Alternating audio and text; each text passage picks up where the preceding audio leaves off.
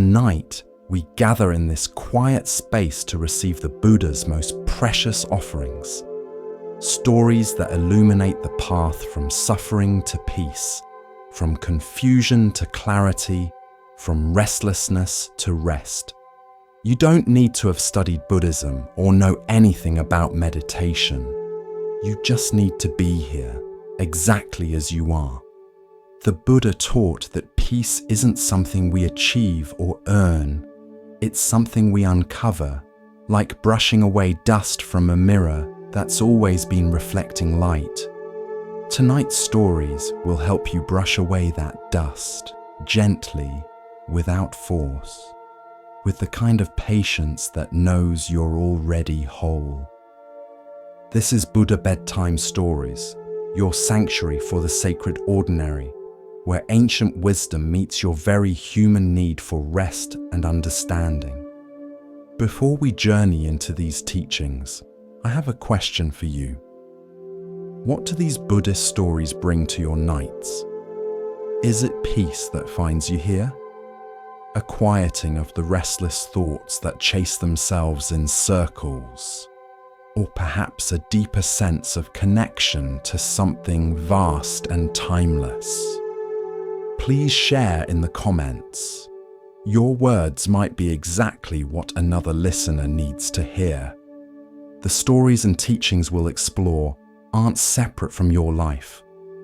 They're about your worries, your hopes, your relationships, your struggles to find ease in a difficult world. The Buddha spoke to the human condition with such clarity and compassion that his words still land in our hearts today, as relevant as ever. You might drift in and out of awareness as we go. You might fall asleep before we finish.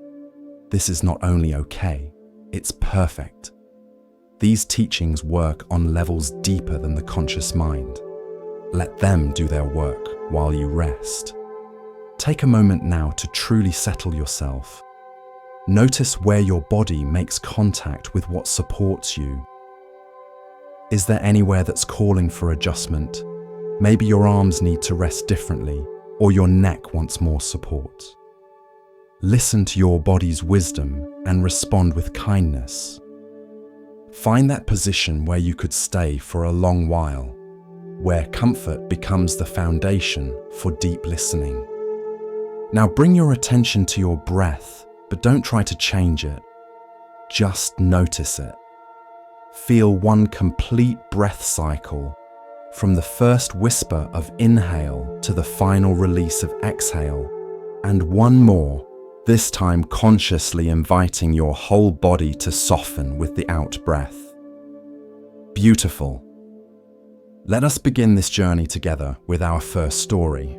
In a mountain monastery, there hung an ancient bronze bell in the temple courtyard. For 300 years, this bell had marked the rhythms of monastic life, calling monks to meditation at dawn, to meals at midday, to evening prayers as the sun set behind the peaks. Its deep, resonant tone could be heard throughout the valley, a voice of bronze that spoke of continuity, of tradition, of the sacred order of things. The monastery's youngest monk, a boy named Jairo, who had arrived only months before, had never known silence. He had grown up in a busy city where noise was constant. Street vendors calling, cartwheels clattering, neighbors arguing, merchants haggling, temple bells of a dozen different shrines all competing to be heard. When he came to the monastery, that single bell had seemed like a blessing. Just one sound, pure and clear, marking time with dignity. But Jiro took the bell for granted. He had heard it so many times that he no longer really heard it at all. It was just background, just part of the environment, no more remarkable than the sound of wind or the call of birds. When it rang for dawn meditation, he would stumble from his sleeping mat, still half asleep. When it rang for meals, he was often already hungry and irritated by the wait. The bell was just a signal, a command, nothing more. One autumn, the monastery's abbot, a man named Eshun, who rarely spoke but seemed to notice everything, made an unusual decision. Without explanation or announcement, he ordered that the bell should not be rung. Not for one day, but indefinitely. The bell ringer, a senior monk who had performed this duty for 20 years, looked confused but obeyed. The next morning, Jiro woke in darkness, unsure of the time. He lay there waiting for the familiar sound that would tell him dawn had arrived, that it was time to rise, time to begin the day. But no sound came. He waited longer, growing anxious. Had he somehow slept through it? Was he late? Would he be in trouble? Finally, he stumbled out into the courtyard and found other monks there, all looking similarly confused. Some had woken too early and been waiting. Others, like Jiro, had woken late, uncertain. Master Eshun appeared and said only, "No bell today. Perhaps no bell tomorrow. We shall see. Now please sit for meditation." They sat, but Jiro found it almost impossible to concentrate. He kept listening for the bell. His body expected it. His mind waited for it. Even though he knew it wouldn't ring, he couldn't stop anticipating its sound. The silence where the bell should have been was louder than the bell itself had ever been. At midday, there was no bell to call them to their meal. Some monks arrived too early and had to wait. Others came too late and found the food already distributed. The careful rhythm of the day, which had been marked by the bell for 300 years, had suddenly disappeared. Time became elastic, uncertain, strange. Evening came with no bell to mark the day's transition into night. Jiro sat in the courtyard, looking at the bell hanging silent in its wooden frame. He had passed this bell dozens of times each day for months. But he realized now that he had never really looked at it. Now, in its silence, he saw it clearly for the first time. He noticed the beautiful patina of the bronze, the way 3 centuries of weather had given it a green-black color that seemed to hold depth, like looking into deep water. He saw the intricate decorations cast into its surface, dragons and lotus flowers, and Sanskrit characters worn smooth by time. He noticed how the bell hung perfectly balanced, how the slightest touch would set it swinging, ready to speak at any moment, but choosing silence instead. Days passed, then weeks. The monks adapted to life without the bell. They learned to sense the time from the light, from the position of shadows, from the feeling in their own bodies. They became more attentive to natural rhythms, rather than relying on the bronze voice to tell them what to do. But something else happened too. The bell's absence created a different kind of presence. Monks found themselves thinking about it constantly. The silence, where the bell should have been, became a teaching in itself. One evening, Jiro approached Master Eshun in the garden. "Master," he said, bowing, "may I ask why the bell no longer rings?" Eshun looked up from the herbs he was tending. "Does it not ring? Or do you finally hear it?" Jiro frowned, confused. "I hear nothing, Master. That's the problem. The bell is silent." "Sit," Eshun said, gesturing to the ground beside him. Jiro sat. When the bell rang every day, Eshun said, "Did you hear it?" "Of course, Master. We all heard it." "Did you really?" "Tell me about the sound." Describe it to me." Jiro opened his mouth and found he couldn't. He had heard the bell hundreds of times, but he couldn't describe its tone, its resonance, its particular voice. He had heard it so often that he had stopped actually listening. "You heard the command," Eshun said gently. "Wake up. Come here. Do this. But did you hear the bell itself? Did you appreciate its voice? Did you feel gratitude for its faithful service? Or had it become invisible to you, just part of the background noise of your life?" Jiro felt something catch in his throat. The master was right. He had taken the bell completely for granted. "Now," Eshun continued, "now that it's silent, you think about it constantly. You notice it. You see it hanging there. You appreciate what it was. The absence has taught you to see what presence never could. This is why the bell is silent. Not because I wanted to take it away from you, but because I wanted to give it back to you. Sometimes we must lose something to truly find it." Jiro looked at the bell hanging in the courtyard, silhouetted against the darkening sky. He understood now. When the bell rang, it was just a tool, just a function. But in its silence, it had become a teacher. "There is another lesson here," Eshun said, standing up and brushing dirt from his robes. "We spend our lives filling every moment with sound, with activity, with doing. We are afraid of silence, afraid of absence, afraid of empty space. But silence teaches, absence reveals. The spaces between notes are what make music music. The pauses between words are what make speech meaningful. The rest between breaths is what makes breathing possible." He started walking toward the temple, then paused and looked back at Jiro. "The bell will ring again someday. But when it does, I hope you will hear it differently. I hope you will hear not just the sound, but the silence it emerges from.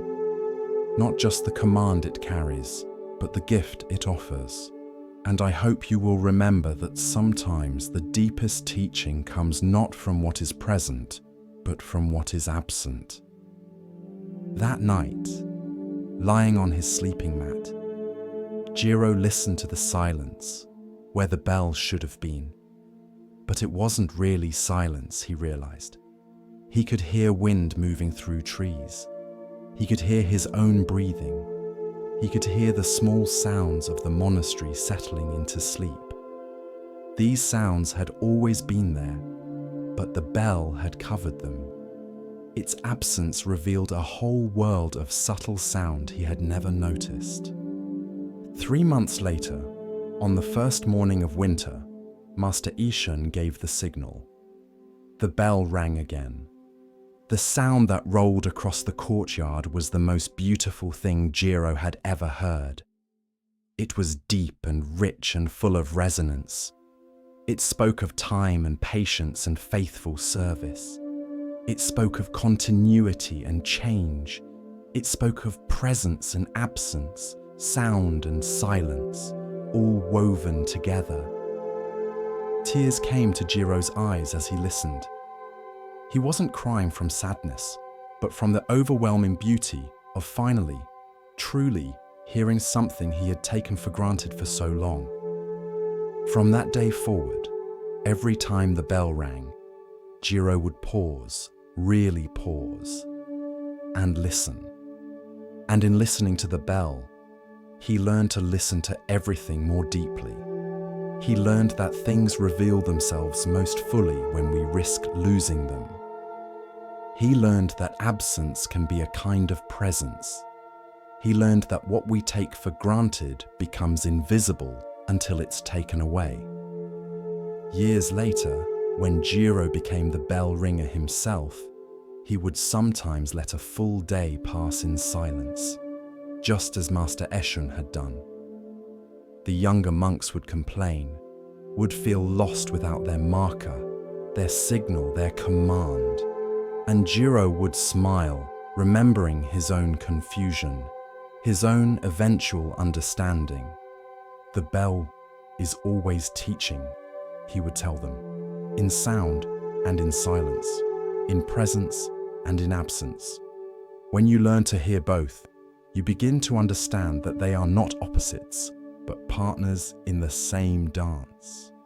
As you settle into rest tonight, you might notice what's absent from this moment, not in a sad way, but with curiosity.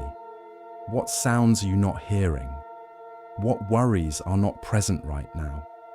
What problems are not demanding your attention in this very instant? Absence has gifts to offer. The space where sound isn't is what makes sound possible. The silence where words aren't is what makes words meaningful. The emptiness where thought isn't is what makes awareness possible. Let yourself rest in what's not here, not as loss, but as space. Empty space, silent space, open space. And in that space, you might discover a presence more profound than anything that makes noise or demands attention. You might discover that sometimes the deepest teaching, the deepest rest, the deepest peace comes not from adding something, but from letting something fall away. The bell is silent now, and in that silence, everything speaks. As we continue our journey through the wisdom of Zen Buddhism, let us turn to a tale about recognition and the true nature of worth. This is the next story. In a mountain village, there lived a child named Hoshi, whose name meant star. He was a curious boy, always asking questions, always trying to understand how things worked. His parents admired his inquisitive mind and encouraged his questions. One clear night, Hoshi lay on his back looking at the sky full of stars. They were so numerous, so bright in the mountain air, so beautiful. As he looked, a question formed in his mind. How many stars are there? He decided to count them. He began with the stars directly overhead, assigning each one a number. 1, 2, 3, 4. By the time he reached 30, he had already lost track of which ones he had counted and which he hadn't. He tried to organize them into groups, into patterns, but the more he tried to count, the less he could simply see them. His grandfather came out and found Hoshi staring at the sky with an intense, frustrated expression. "What are you doing, little star?" his grandfather asked, using the family nickname. "I'm trying to count the stars," Hoshi replied, not taking his eyes from the sky. "But they keep moving. Or maybe my eyes are moving. I can't keep track. How can I count them if they won't stay still?" His grandfather sat down beside him. "Why are you counting them?" "Because I want to know how many there are." "And if you knew how many there were, what would change?" Hoshi thought about this. "I would know. I would understand." "Would you?" His grandfather laid back on the grass beside him. "Tell me, before you started counting, when you were just looking at the stars, what did you feel?" Hoshi remembered. "I felt wonder. They were so beautiful. I felt small, but also somehow connected to them, like they were very far away, but also touching me with their light." "And now? While you're counting?" "Now I feel frustrated, confused. I keep losing count. The beauty is still there, but I'm not seeing it anymore. I'm just seeing numbers." His grandfather was quiet for a while, letting Hoshi sit with his own observation. Finally, he said, "Not everything is meant to be counted, measured, or understood. Some things are meant to be experienced. The stars don't care how many of them there are. They just shine. And you can either spend your time trying to number them, or you can receive their light. But don't you want to know? Hoshi asked. Don't you want to understand? I know the stars are beautiful, his grandfather replied. I know they've been shining since before humans existed and will shine after we're gone. I know that their light traveled vast distances to reach my eyes. I know that looking at them makes something in my chest feel open and quiet. Those are the things worth knowing. How many there are? That's a question that turns the sky into a math problem. Hoshi stopped counting and just looked. His grandfather was right. The moment he stopped trying to number the stars, he could see them again. Really see them. The way they shimmered, the way some were bright and others faint, the way they formed patterns that his ancestors had named, the way they made the night less dark. Everything you count or measure, his grandfather continued, you transform from an experience into data. Data is useful for some things, but it can never capture what it feels like to lie on your back and watch stars shine. It can never measure wonder.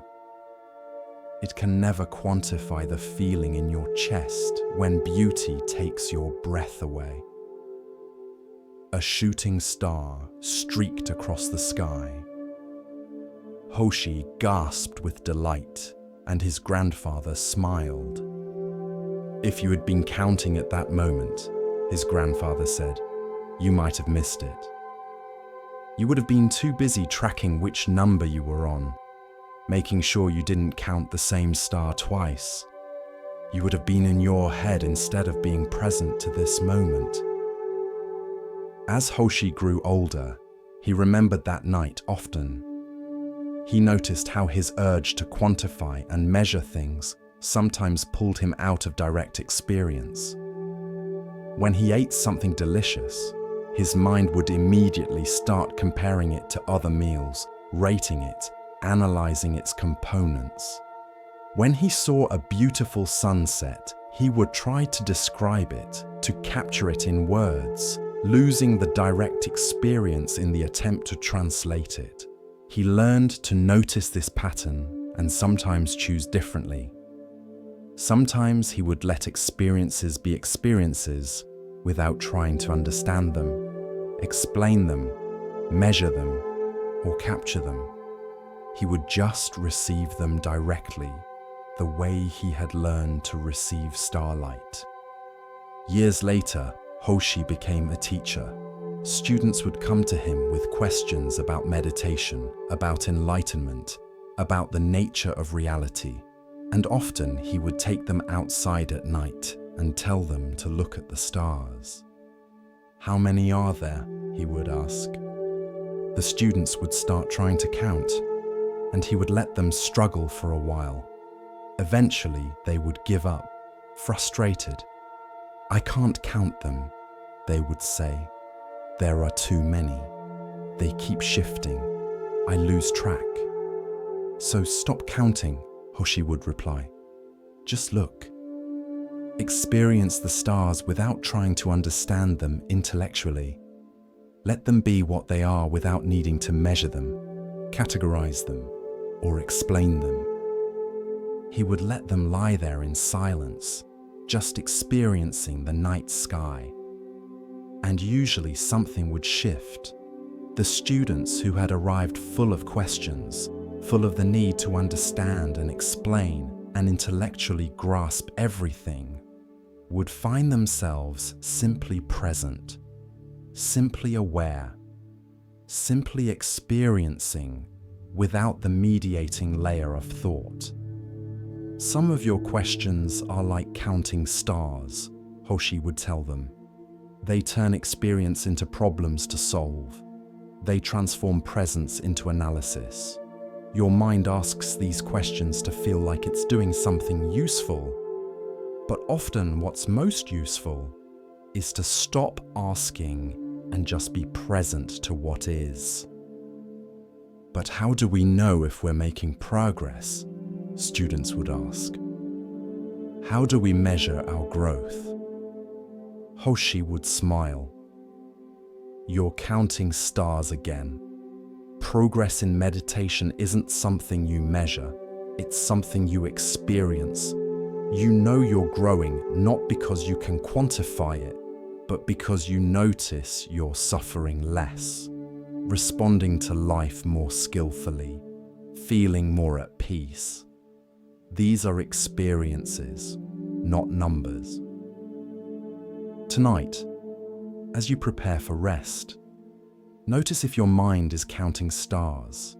Is it trying to measure your relaxation? Track your progress towards sleep? Analyze whether you're doing this correctly. Is it turning the simple experience of resting into a problem to solve or a performance to evaluate? What if you stopped counting? What if you let this moment be an experience instead of a measurement? What if you received rest the way you receive starlight, directly, without trying to quantify it, or understand it, or capture it? Some things are meant to be lived, not analyzed. Some moments are meant to be experienced, not examined. Tonight is one of those moments. Let yourself be like the child who stopped counting and simply gazed at the stars, receiving their light without needing to know how many there were. That's enough. You're enough. This moment is enough. No counting necessary. In a valley between two mountain ranges, there was a river that confused everyone who saw it. Most rivers in the region flowed from high elevations to low, following gravity as rivers should. But this river appeared to run uphill, flowing from what looked like lower ground to higher ground, defying logic and nature. The villagers argued about the river for generations. Some said it was cursed, that supernatural forces made it run backwards.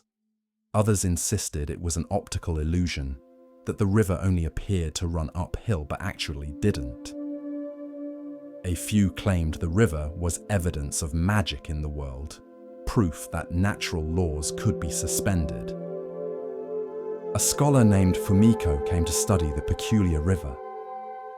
She was a woman who trusted observation over superstition, who believed that understanding came from careful study rather than easy assumptions. She spent weeks walking the river's length, taking measurements, making careful notes. What she discovered was unexpected. The river wasn't running uphill at all, though it certainly appeared to be. The optical illusion was created by the unusual topology of the valley. The way surrounding hills created a visual context that made lower ground appear higher and higher ground appear lower. When you adjusted for this visual distortion and looked at actual elevations, the river was flowing downhill as it should, following gravity perfectly. But there was a second discovery, more interesting than the first. There was a short section where the river actually did flow uphill, pushed by an underground spring with such force that it created a brief reversal of normal flow before gravity took over again. This wasn't magic or curse, it was hydrology, underground pressure overcoming gravity temporarily. A natural phenomenon that looked miraculous only because people didn't understand the forces involved. Fumiko shared her findings with the villagers, explaining the optical illusion and the underground spring. Some villagers were relieved to have the mystery explained. Others were disappointed. They had preferred the magical explanation to the scientific one. But an old farmer named Gonji said something that made Fumiko reconsider what she thought she'd discovered. The river teaches something important, Gonji said. It teaches that things can look completely wrong while being completely right, that what appears to violate natural laws might just be responding to forces we don't understand yet. He pointed to his fields.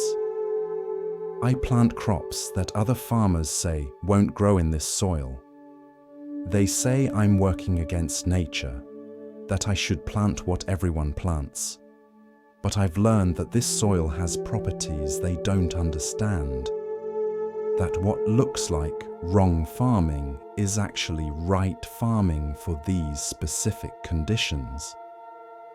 Fumiko thought about this. She had explained the river's apparent backwards flow, but Gonji was suggesting something deeper, that the river taught people to question their assumptions about what's natural, what's possible, what's right.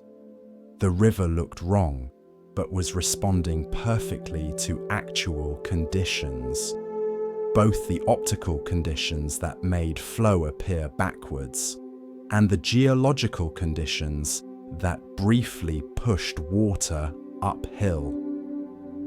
You're saying the river teaches us to look deeper before judging? Fumiko asked. More than that, Gonji replied. It teaches us that backwards and forwards depend on what forces you're aware of. To someone who only knows gravity, water flowing uphill is impossible, wrong, against nature. But to someone who understands underground pressure, water flowing uphill is perfectly natural, a correct response to present forces. He gestured to the river. How many things in life look wrong because we're only seeing some of the forces involved?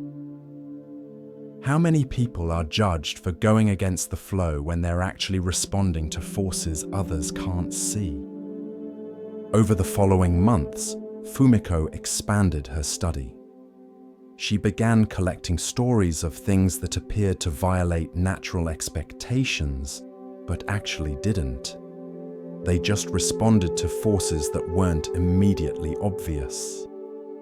A tree growing bent at a strange angle because of prevailing winds that had since died down.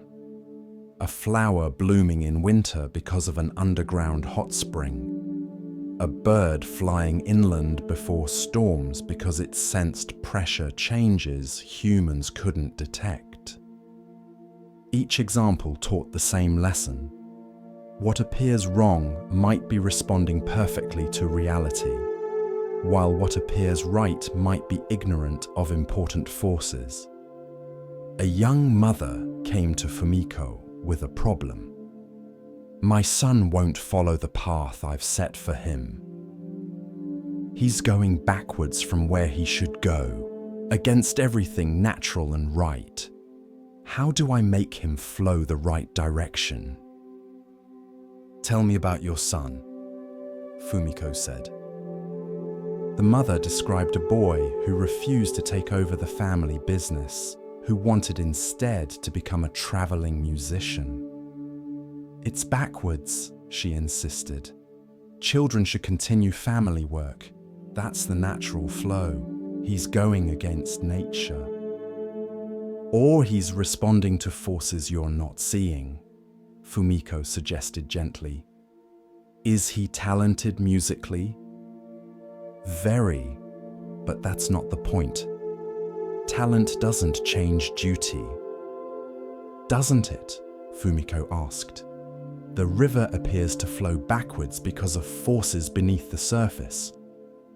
Perhaps your son is flowing in a direction that looks backwards to you, but is actually responding to forces inside him, talents, passions, purposes that you can't see or don't value. Just because his flow doesn't match your expectations doesn't mean it's wrong. She told the mother about the river, about how it appeared to defy nature, but actually followed it perfectly when all forces were considered. Your son might be like that river. What looks like backwards rebellion might be forward movement towards something he's meant to do. The question isn't whether he's flowing the way you expected, but whether he's flowing true to himself. This conversation troubled the mother, but she began to observe her son differently. She noticed how music seemed to flow from him naturally, how he came alive when playing, how his path, though different from hers, had its own rightness to it.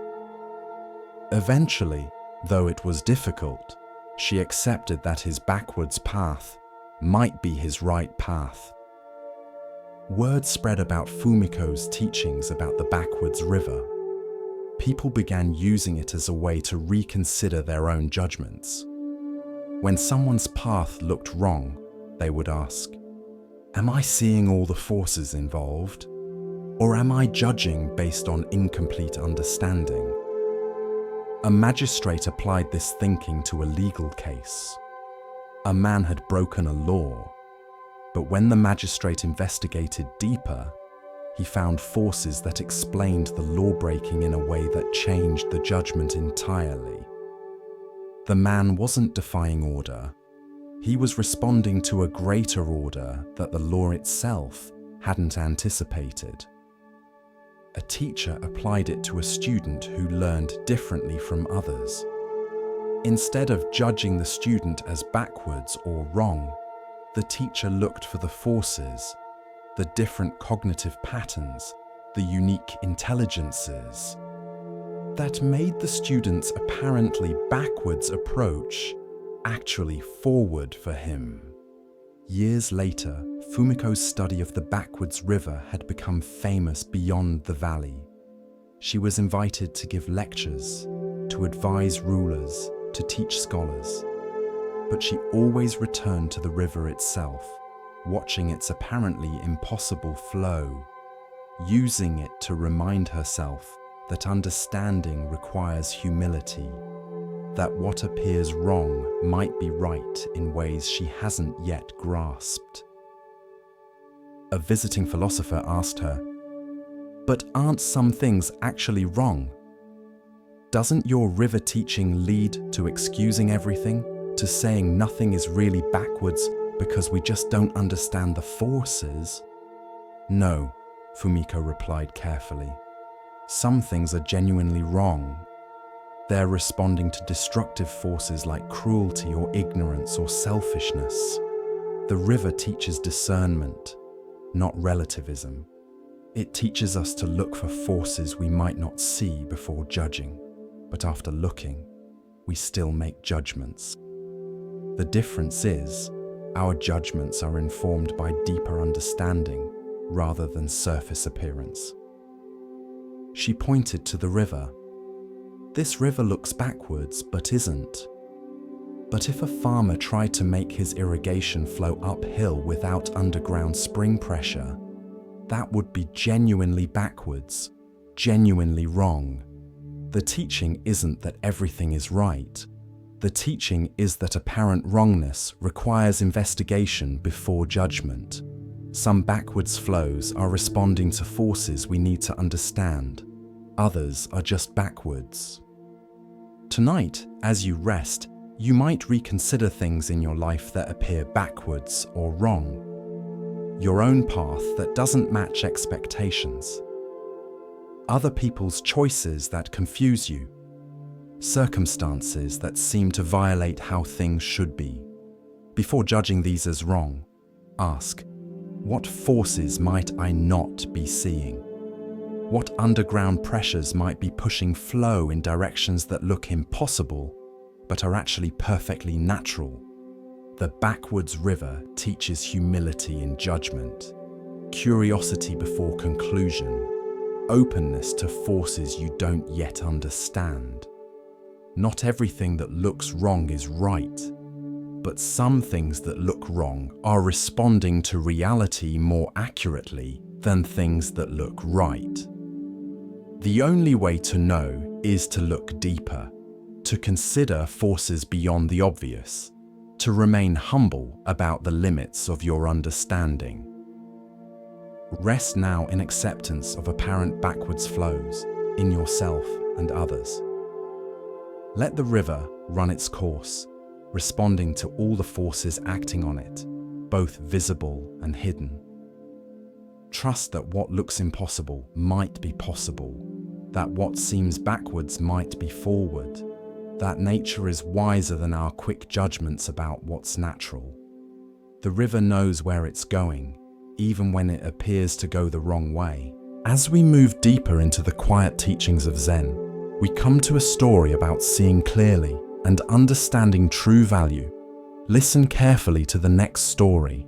In a village known for pottery, there lived a potter named Masao who had studied for decades under the greatest masters. He created bowls, cups, and vessels of exceptional quality, each piece perfectly formed, perfectly glazed, perfectly fired. His work was sought after by tea masters and collectors, and he took enormous pride in never releasing a flawed piece. Any pot that emerged from the kiln with even the slightest imperfection, Masao would destroy immediately. A hairline crack, an uneven glaze, a slight asymmetry, these were intolerable failures in his eyes. His studio floor was littered with shards of pieces that hadn't met his exacting standards. One day, Masao created a tea bowl for the most important commission of his life. The provincial governor had requested a ceremonial bowl for an upcoming tea gathering with the emperor. Masao worked on this bowl for weeks, preparing the clay with unusual care, forming it with absolute precision, applying the glaze with perfect evenness. When he opened the kiln after firing, his heart sank. The bowl was magnificent in form, perfect in proportion, beautiful in color. But there, running from the rim down the side, was a crack. Not a dramatic break, but a fine line that compromised the bowl's perfection. Masao's first instinct was to smash it immediately, as he did with all flawed work. But the deadline was close, and he had no time to create another bowl of this quality.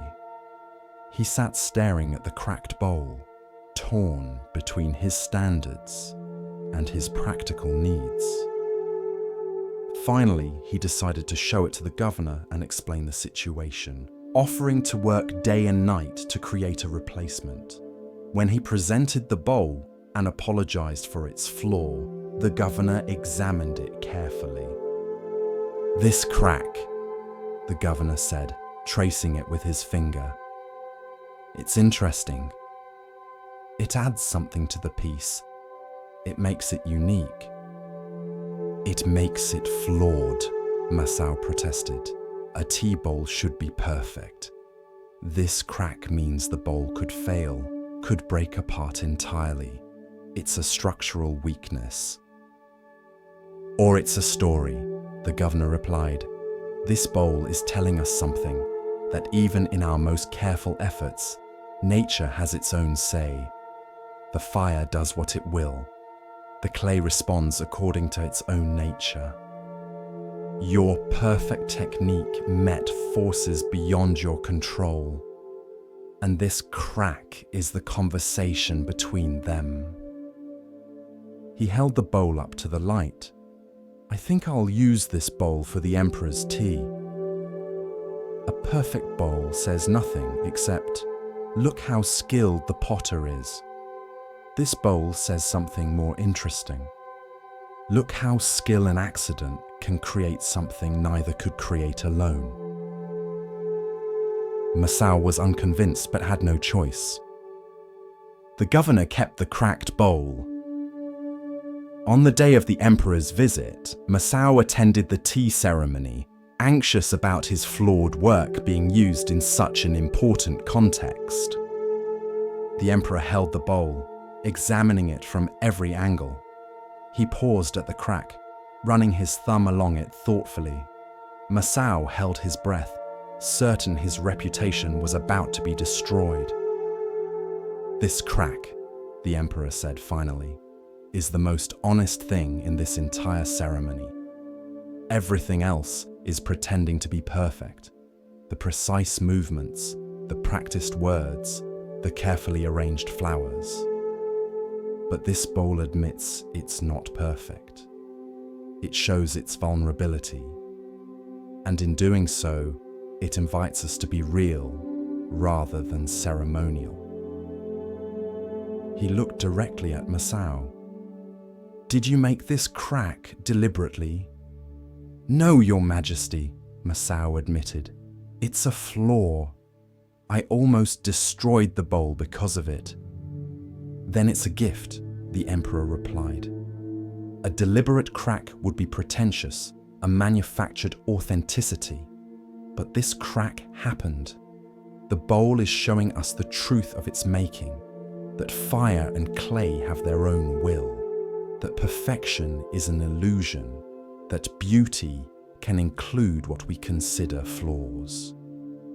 After the ceremony, a renowned tea master approached Masao. "That bowl is the finest piece you've ever created."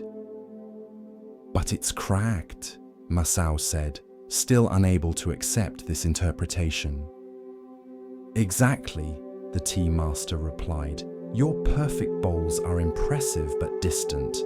They're so perfect they feel inhuman, unreal. But this bowl with its crack is approachable. It's marked by the actual process of its creation.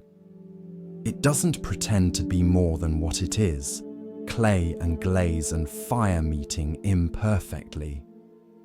He held the bowl carefully. "In the tea ceremony, we value wabi-sabi, the beauty of imperfection, impermanence, and incompleteness. Your perfect bowls violate wabi-sabi. They're trying too hard to be permanent, complete, perfect. This cracked bowl embodies wabi-sabi perfectly.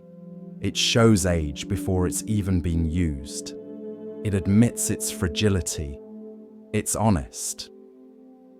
Over the following weeks, Masao struggled with this new perspective. His entire career had been built on the pursuit of perfection, on the elimination of flaws. Now he was being told that his flawed bowl was his finest work precisely because of its flaw. He began to experiment. He still created bowls with his full skill and attention, but he stopped destroying pieces that emerged with cracks, asymmetries, or irregularities. He studied these flawed pieces, trying to understand what made some flaws interesting and others merely defects. He discovered something subtle. There were flaws that came from carelessness or poor technique, and these did diminish the work. But some flaws came from the honest interaction of materials and fire, and these often added something that perfect technique alone could never achieve. The cracked bowl became famous. Tea masters throughout the region requested pieces from Masao that had this quality of honest imperfection. He became known not for perfect bowls, but for bowls that told the truth of their making, that showed the conversation between intention and accident, control and surrender. "I spent 30 years trying to eliminate every flaw," Masao would tell students who came to learn from him. "I thought my job was to impose my will perfectly on clay and fire. But actually, my job is to create conditions and then allow the fire to have its say. The crack in that bowl taught me that some of what I called flaws were actually the fire's contribution to the work. I was rejecting collaboration, insisting on control. The crack showed me a better way." He would show students two bowls, one perfect by traditional standards, one marked by a crack or asymmetry. Which is more beautiful? The answer depends on what you value. If you value technical mastery and perfect execution, choose the perfect bowl. If you value honesty and the authentic marks of process, choose the cracked one. Neither is wrong, but I wasted decades making only one kind of bowl because I couldn't see value in the other. A young potter asked, So should we try to make flawed pieces? Should we create cracks deliberately? No, Masao replied firmly. Deliberate cracks are dishonest, just a performance of imperfection. Do your best work, use your full skill and attention, then accept what emerges, including the flaws. Some flaws you'll need to recognize as failures, results of inattention or poor technique that you can learn from. But some flaws you'll need to recognize as gifts, contributions from forces beyond your control that add something you couldn't have planned. He held up the famous cracked bowl, now aged and stained from years of use. This bowl has served the emperor and countless tea masters. The crack never caused it to fail. Instead, the crack gave it character, made it memorable, and allowed it to teach something that perfect bowls never could.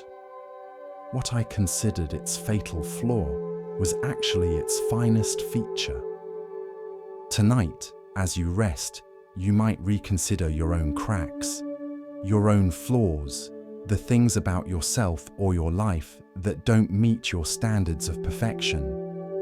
What if some of these aren't failures but features? What if what you consider your greatest weakness is actually adding something that strength alone never could? The cracked bowl served perfectly. Its flaw didn't prevent it from holding tea. It enhanced its ability to hold meaning. Your flaws might work the same way. They might not prevent you from serving your purpose. They might deepen it, make it more honest, more relatable, more real. Rest now in acceptance of your cracks. Not every imperfection is a gift, but some are. Not every flaw adds value, but some do. The question isn't whether you're perfect. You're not, and you never will be. The question is whether your imperfections are honest marks of your making, authentic results of your interaction with forces beyond your control. Those kinds of flaws don't diminish you. They complete you. The potter's cracked bowl teaches that perfection isn't always the goal. Sometimes the goal is authenticity, honesty, and the willingness to show the truth of your process, including its imperfections. Sleep now as a cracked bowl, flawed but functional, imperfect but honest, broken in ways that somehow make you more whole. There was a young man named Koji whose father had died, leaving substantial debts. The creditors came to Koji expecting him to assume responsibility for his father's obligations. Koji, believing this was his duty as the son, worked himself nearly to death trying to repay the money his father had borrowed. For 3 years, Koji labored from dawn to dusk. He took multiple jobs, spent almost nothing on himself, and sent every coin he earned to his father's creditors. His health suffered. His youth was consumed by obligation. He became bitter and resentful, angry at his father for leaving him this burden. A traveling monk named Bankei came to the town and noticed Koji's exhaustion. He asked the young man why he looked so worn. "I'm repaying my father's debts," Koji explained. "He died owing money, and as his son, the responsibility falls to me." "Did you borrow this money?" Bankei asked. "No, my father did." "Did you receive any benefit from what the money purchased?" "No, he borrowed it for his gambling and drinking." "Then why are you repaying it?" Koji looked at the monk in confusion. "Because I'm his son. Because the creditors say I must. Because it's my duty." Bankei shook his head gently. "You can choose to repay debts that aren't yours. That's your choice, but understand that you're choosing it, not that you must do it. Your father's choices were his own. His debts were his own. They died with him. The creditors may pressure you, society may tell you it's your obligation, but actually you're free.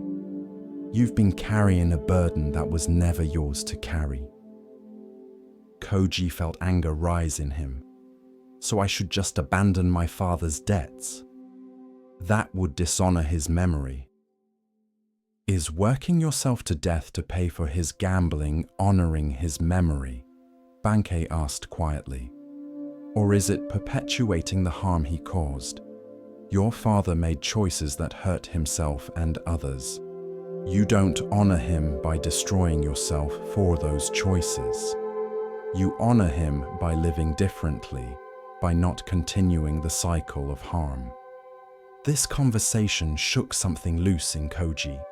He had never questioned the assumption that his father's debts were now his. Everyone had told him this was his duty, and he had accepted it without examination. He began asking questions. Legally, were his father's debts actually his responsibility? He discovered they were not. The creditors had relied on his sense of filial duty and his ignorance of his legal rights. He had been free all along, but hadn't known it. Koji stopped making payments on his father's debts. The creditors threatened and complained, but they had no legal claim on him. He used his labor now to build his own life, to recover his health, to create a future not defined by his father's mistakes. Some people in the village criticized him. He abandoned his father's debts, they whispered. He has no filial piety. But Bankei, before leaving town, gave Koji final words of wisdom. Carrying debts that aren't yours doesn't make you virtuous. It makes you a volunteer victim. Your father's poor choices created consequences. Those consequences were his to face, not yours to inherit. You can feel compassion for him without taking on burdens that aren't yours. You can love someone without destroying yourself for their mistakes. Years later, when Koji had built a successful life and even helped others in his community who were struggling, someone asked him, "Don't you feel guilty for not repaying your father's debts?" "No," Koji replied. "I felt guilty for years while I was killing myself trying to repay them. But the guilt was about other people's expectations, not about actual obligation. My father's debts were his own. His choices were his own. I honor his memory better by living well and helping others than I would by destroying myself for mistakes I didn't make." Tonight, what debts are you carrying that were never yours? What burdens did you inherit from parents, from past relationships, from circumstances beyond your control? What shame or obligation have you assumed just because someone told you that you must? You're allowed to put these down. You're allowed to say, "This was never mine to carry." The debts of others, the mistakes of the past, the expectations of people who had no right to place them on you. None of these are truly yours, unless you choose to make them so. Rest tonight in freedom from all inherited burdens. You're responsible for your own choices, not for everyone else's. Let the dead bury the dead. Let old debts stay where they belong. You're free. With each step on the Zen path, a new lesson unfolds. Now we turn to a story about recognition, of self, of others, and of what truly matters. Listen carefully to the next story. There was a painter named Hiro who specialized in landscapes, particularly sunsets. He would travel to scenic locations, set up his easel, and capture the magnificent colors of the evening sky. His paintings were admired and purchased by wealthy collectors throughout the region, but Hiro harbored a secret anxiety. He worried that beauty only existed when someone was there to witness it. If a sunset occurred and no one saw it, was it still beautiful? If a mountain stood in perfect light, but no human eye appreciated it, did that beauty mean anything? This philosophical worry grew into an obsession. Hiro began to feel that his purpose as an artist was essential, that without him and others like him to witness and record beauty, that beauty was somehow wasted, meaningless, lost. He expressed this concern to a Zen monk named Daigu, who lived near one of Hiro's favorite painting locations. If I didn't come here to paint these sunsets, they would just happen and disappear with no one to appreciate them. Doesn't that seem like a waste? Daigu looked at Hiro with gentle amusement. Let me ask you something. Before humans existed, before there were any conscious beings to witness them, did sunsets occur? Yes, I suppose so. And were they beautiful? How could they be beautiful if there was no one to see them? Ah, Daigu said. So you believe beauty is created by the observer rather than existing in the observed? This question troubled Hiro. He had always thought beauty was a quality inherent in things, but maybe he was wrong. Maybe beauty was just a human interpretation, a meaning we project onto neutral phenomena. Daigu continued, Tonight, stay at my temple. In the morning, before dawn, I'll show you something. That night, Hiro could barely sleep, wondering what the monk would show him. Before sunrise, Daigu woke him and led him to a secluded valley far from any human habitation. We're going to leave now, Daigu said, and we're not going to look back. This evening, the sunset will occur here, with no human to witness it. According to your theory, that sunset will not be beautiful because there's no one to appreciate it. But how will we know? Hiro asked. Exactly, Daigu smiled. How will we know? And does not knowing change anything about what actually happens? They left the valley and returned to the temple. All day, Hiro thought about the sunset occurring in that empty valley. The sky is going through its evening transformation with no human eye to see it. Colors blooming and fading with no one to call them beautiful. That evening, sitting with Daigu as the sun set over the temple, Hiro said, Right now, in that valley, the sunset is happening. And it's the same sky, the same light, the same colors as here. The only difference is, we're not there to see it. And? Daigu prompted. And I realize my presence doesn't create the beauty. It just allows me to participate in it. The sunset doesn't need me to witness it to be what it is. My witnessing is a gift I receive, not a gift I give to the sunset. Daigu nodded. The mountains were beautiful before humans arrived and will be beautiful after humans are gone. The sunset performs its daily miracle whether anyone watches or not. Beauty is not dependent on observers. It exists. Our observation of it is our privilege, not our creation or our responsibility. This understanding transformed Hiro's relationship with his art. He had been painting with a sense of urgent mission, as if he needed to capture and preserve beauty before it was lost to obscurity. Now, he painted with gratitude, recognizing that he was participating in beauty, not rescuing it. His paintings changed. They became less about controlling and capturing, and more about celebrating and sharing. Critics said his later work had a quality of joy that his earlier, technically superior work had lacked.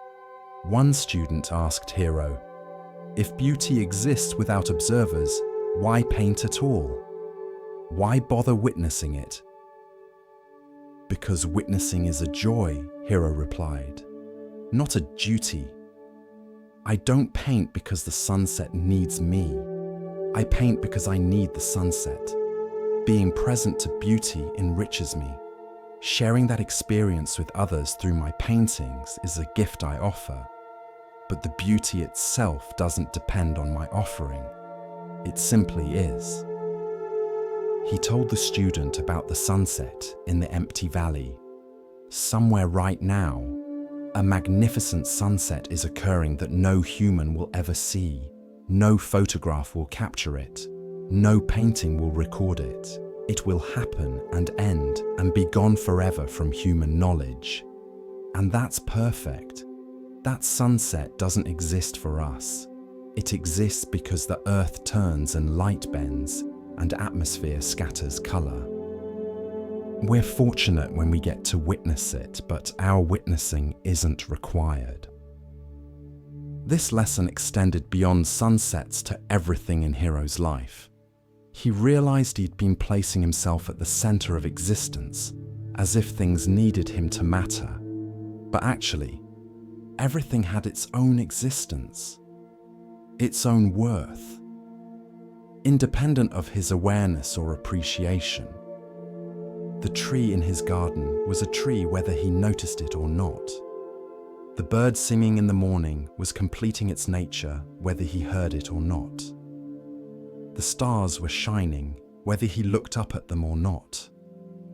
His presence as an observer was optional, not essential. Everything existed quite fully without him.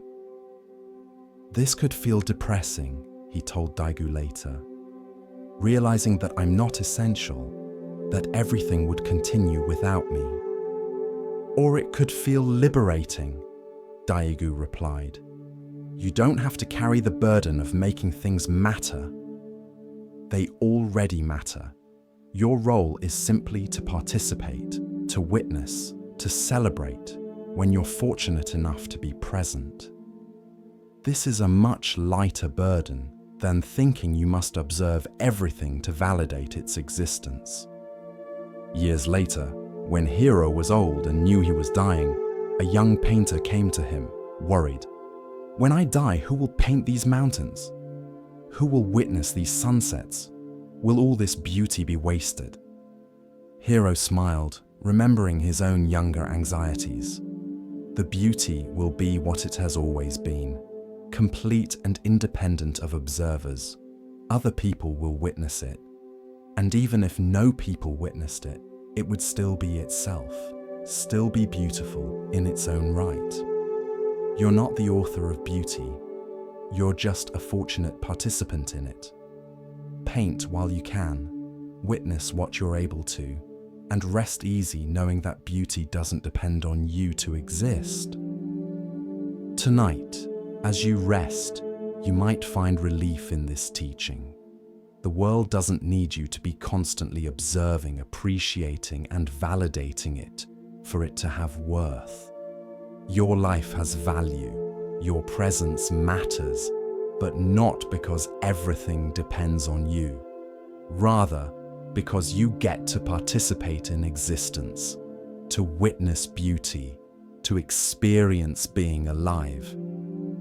This moment, right now, is happening whether you're paying attention or not. The universe is unfolding whether you're conscious of it or not. You can rest completely, releasing all concern that you need to be witnessing and validating and appreciating every moment. Some moments will happen without you. Some beauty will bloom and fade unseen. And that's perfect. That's how it should be. Rest in the understanding that you're not the center of existence, but a participant in it, a grateful guest, not a required audience. Let the world exist without your constant attention. Let beauty be beautiful, whether you're watching or not. This is freedom. This is peace. This is the deep rest of knowing you can stop, can close your eyes, can let go completely, and everything will continue being exactly what it is. In a farming village, there lived a man named Ichiro who worked a small plot of land that had been in his family for generations. The land was good, fertile, and well positioned, except for one problem. Right in the middle of his best field sat an enormous stone, far too large to move. Ichiro's grandfather had farmed around it. His father had farmed around it. Now Ichiro farmed around it, losing valuable growing space to this immovable obstacle. Every planting season, he would curse the stone. Every harvest, he would calculate how much more rice he could have grown if that useless rock wasn't taking up space. Other farmers would commiserate with him. "What bad luck," they would say, "to have such a stone in your best field." Ichiro would nod bitterly, agreeing that the stone was his misfortune, a burden he had inherited and could do nothing about. One year, a severe drought struck the region. Streams dried up. Wells ran low. The sun beat down mercilessly and crops withered in the fields. Farmers watched helplessly as their year's work shriveled under the relentless heat. Ichiro was working in his field one afternoon, trying to save what plants he could with his limited water, when he noticed something. The crops growing on the north side of the large stone, in its shadow, were still green. While plants in full sun were dying, the ones protected by the stone's shade during the hottest part of the day were surviving. Ichiro sat down on the stone, really looking at it for the first time in years. This useless obstacle had just saved a portion of his crop. The shadow he had never paid attention to, the shade he had never valued, was the difference between some harvest and no harvest. As the drought continued, Ichiro began using the stone strategically. He planted his most vulnerable crops on its shaded side. He stored water containers against it, where the shade kept the water cooler. He rested against it during the hottest hours, conserving his energy in its shelter. By the end of that difficult season, Ichiro had one of the better harvests in the village. His neighbors asked him his secret, and he pointed to the stone. "That stone," they said. "But you've always cursed that stone. You've always called it useless." "I was wrong," Ichiro replied simply. "I called it useless because I was only thinking about what I wanted to use it for. I wanted the space it occupied. I wanted to plant where it stood, but the stone was never useless.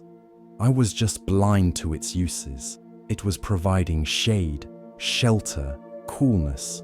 All along it had value. I just couldn't see it because I was so focused on what it prevented me from doing." A traveling monk who heard this story stayed to talk with Ichiro. "This is a profound teaching," the monk said. "We spend our lives surrounded by things we call useless, obstacles we resent, circumstances we wish were different. But often these things have value we don't recognize because we're only looking at them from one angle, in one season, for one purpose." Ichiro nodded. "I spent 20 years hating that stone, 20 years of resentment and frustration. And all that time, the stone was just being stone. It wasn't trying to hurt me. It wasn't deliberately in my way. It was just there, and it had qualities I never bothered to notice because I decided from the beginning that it was an obstacle." The monk smiled. "The stone didn't change. Your circumstances changed, which changed what you needed, which changed what you could see. In seasons of plenty, shade seems worthless. In drought, it becomes precious. The stone's value was always there. You just needed different eyes to see it. Over the following years, Ichiro's relationship with the stone completely transformed.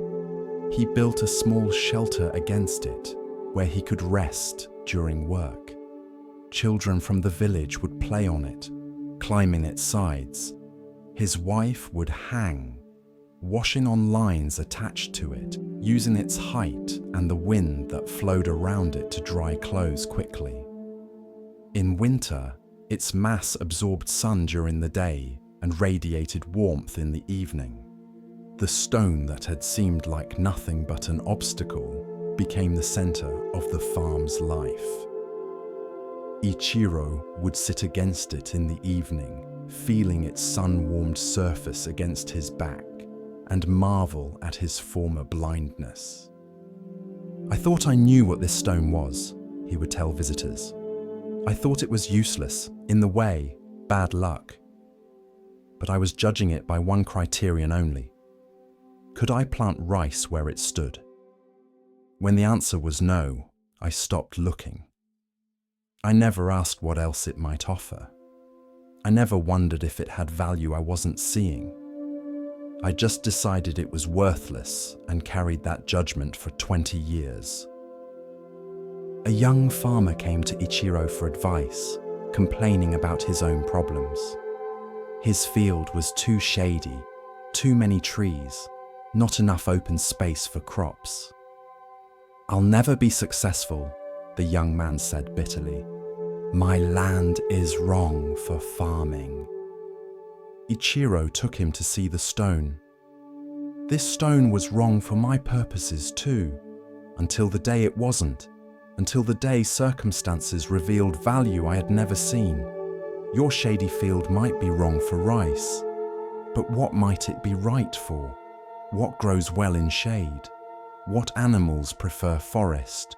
What uses does shade have that open sun doesn't?" He placed his hand on the stone. "Don't spend 20 years resenting what you have, because it isn't what you wish you had. Look more carefully, change your angle, wait for different seasons. Most things have value. We just don't always have the eyes to see it, or the circumstances that reveal it." The young farmer took this teaching to heart. Instead of trying to clear his shady land for rice, he planted mushrooms, which thrived in the dim forest floor. He kept bees, which loved the diverse flowers that grew in the dappled light. He harvested medicinal herbs that required shade. Within a few years, he was more prosperous than the farmers with better land, because he had learned to work with what he had instead of resenting what he didn't have. Ichiro's stone became something of a local landmark. People would visit it, touch it, and remember to look at their own lives differently. What obstacles were they carrying resentment toward? What circumstances were they calling useless or unfortunate? What value might be present that they hadn't yet recognized? An old woman who came to see the stone told Ichiro, "I spent my whole life thinking my lack of children was a tragedy, a lack, a failure. But in my old age, I realized it gave me freedom to help many children in the village, to be a grandmother to dozens of families. What I thought was missing created space for something I never planned. Like your stone, my childlessness had value I couldn't see until I stopped judging it as purely negative." Tonight, as you rest, you might consider the stones in your own field, the obstacles you resent, the circumstances you wish were different, the qualities about yourself you judge as useless or wrong. What if these things have value you haven't yet recognized? What if they're serving purposes you can't see from your current angle? You don't have to love your obstacles or pretend difficulties aren't difficult, but you might hold judgment more lightly. This thing you call useless might be providing shade you've never noticed. This quality you call a flaw might be a strength in circumstances you haven't encountered yet. This obstacle you've been cursing might be exactly what saves you in a season you can't yet imagine. Rest now in acceptance of the stones in your field. They're not going anywhere. Fighting them, resenting them, wishing them away. These are just ways of suffering over what is. But looking at them freshly, wondering about hidden value, staying open to different perspectives, this is the way of peace. The stone doesn't need to move. Your eyes need to open. And in that opening, what seemed useless reveals itself as useful. What seemed like bad luck reveals itself as good fortune in disguise. As our exploration of Zen Buddhism deepens, let us listen to a story that reveals how true worth is often overlooked. Here starts the next story. In a monastery, there was a meditation hall with a heavy wooden door that was always kept closed during practice sessions. The door had no lock, but everyone treated it as if it were locked, entering only at designated times and never leaving during meditation periods. A visiting monk named Gensho noticed this and asked why no one ever left during meditation, even though the door was clearly unlocked. It wouldn't be proper, one monk explained. During practice time, we stay in practice. Leaving would break the container, would disturb others, would show a lack of discipline. But you could leave if you wanted to, Gensho asked. Technically, yes, but we don't. Gensho found this fascinating.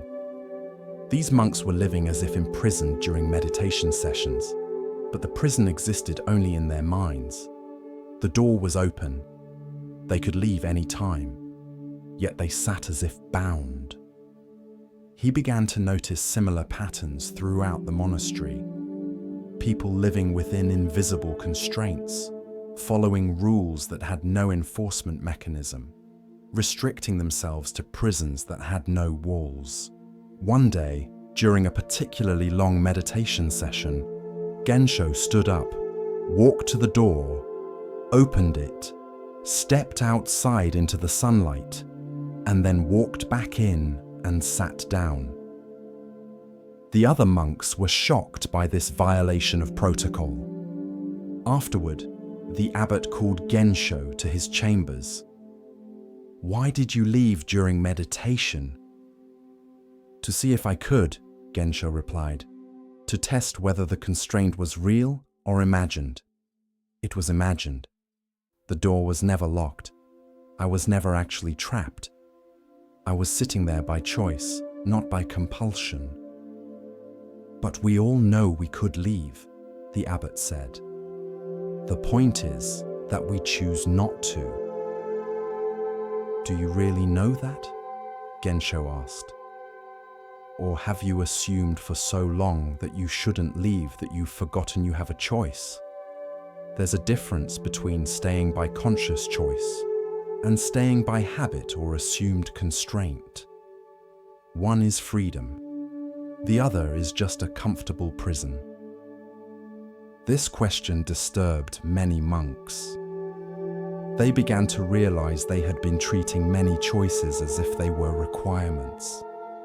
They had been living within restrictions that no one was actually enforcing. They had imprisoned themselves with beliefs about what they should or shouldn't do. The abbot considered Gensho's point carefully. "You're right," he admitted. "We've been treating the open door as if it were locked. We've been prisoners of our own assumptions. But what do we do with this awareness?" "First, acknowledge it," Gensho said.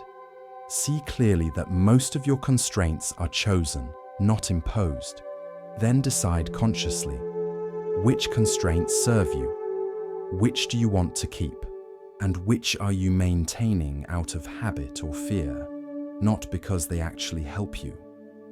He gestured toward the meditation hall. That door has always been open, but if you never test that, if you never actually check whether you could leave, then you're living as if imprisoned, even though you're free. True freedom begins with recognizing which prisons are real and which are imagined. Over the following weeks, the atmosphere in the monastery changed. Monks began questioning which rules actually served their practice and which they followed out of mere habit. They discovered they had internalized many restrictions that had no actual external enforcement. One monk realized he had been afraid to speak his honest opinions for years, not because speaking was forbidden, but because he had decided early on that it was safer to stay quiet. No one had actually silenced him. He had silenced himself. Another monk discovered he had been avoiding certain foods, not because of any monastic rule, but because he had once been told they were inappropriate for monks, and he had never questioned this. The restriction existed only in his belief.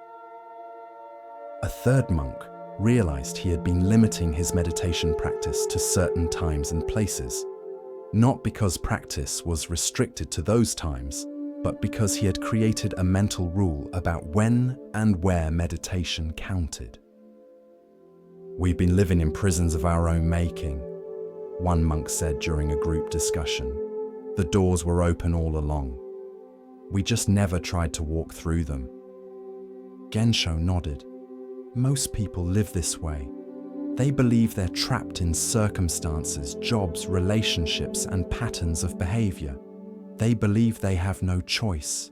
But often, if they examined closely, they'd discover the constraints are their own beliefs, not external reality. The door was never locked. The abbot asked, "But doesn't this lead to chaos? If everyone starts leaving meditation sessions whenever they want, ignoring the schedule, doing what they please, doesn't the structure fall apart?" "Possibly," Gensho agreed. "But structure maintained through unconscious compliance isn't real structure. It's just a habit pretending to be discipline. True structure comes from conscious choice. When people choose to stay, not because they believe they must, but because they genuinely want to, that's authentic practice. When they stay simply because they never questioned whether they could leave, that's just imprisonment with no walls." He looked around at the gathered monks. "I'm not suggesting you abandon all structure or discipline. I'm suggesting you own your choices.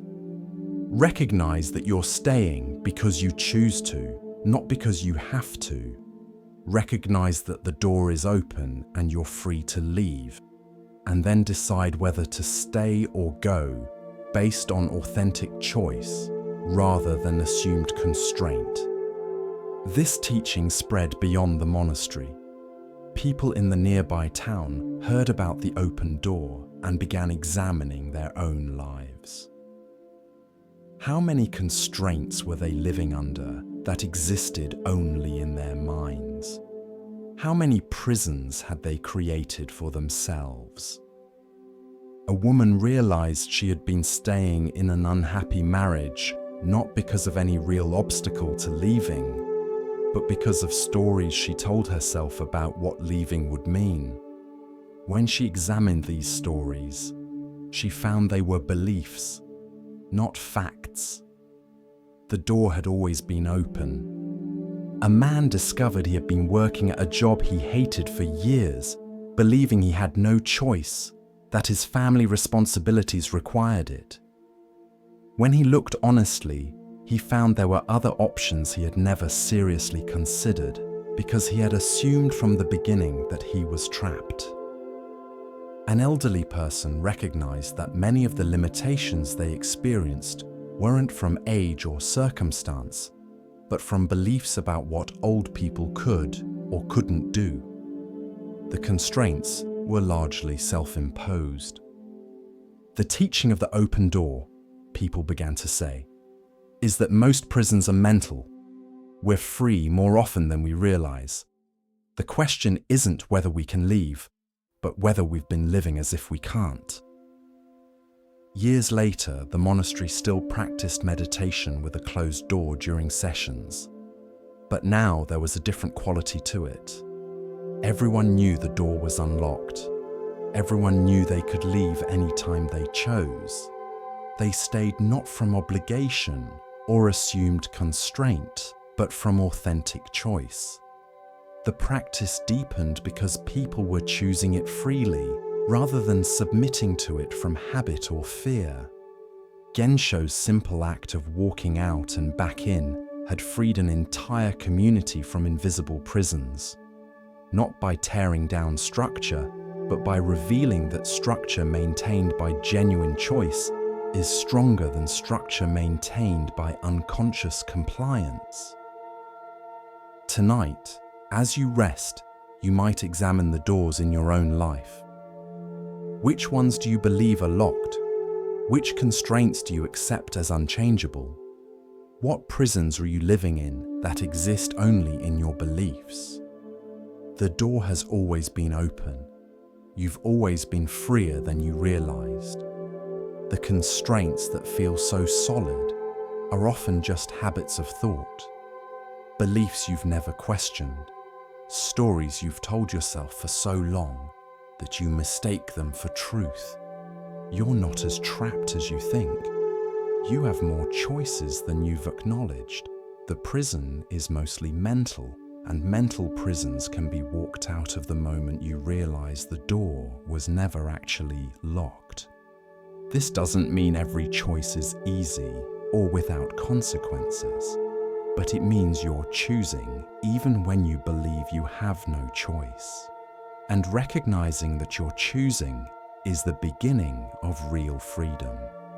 Rest now in the understanding that you're freer than you knew. The door is open. It's always been open. You can stay or go based on authentic choice, not on assumed necessity.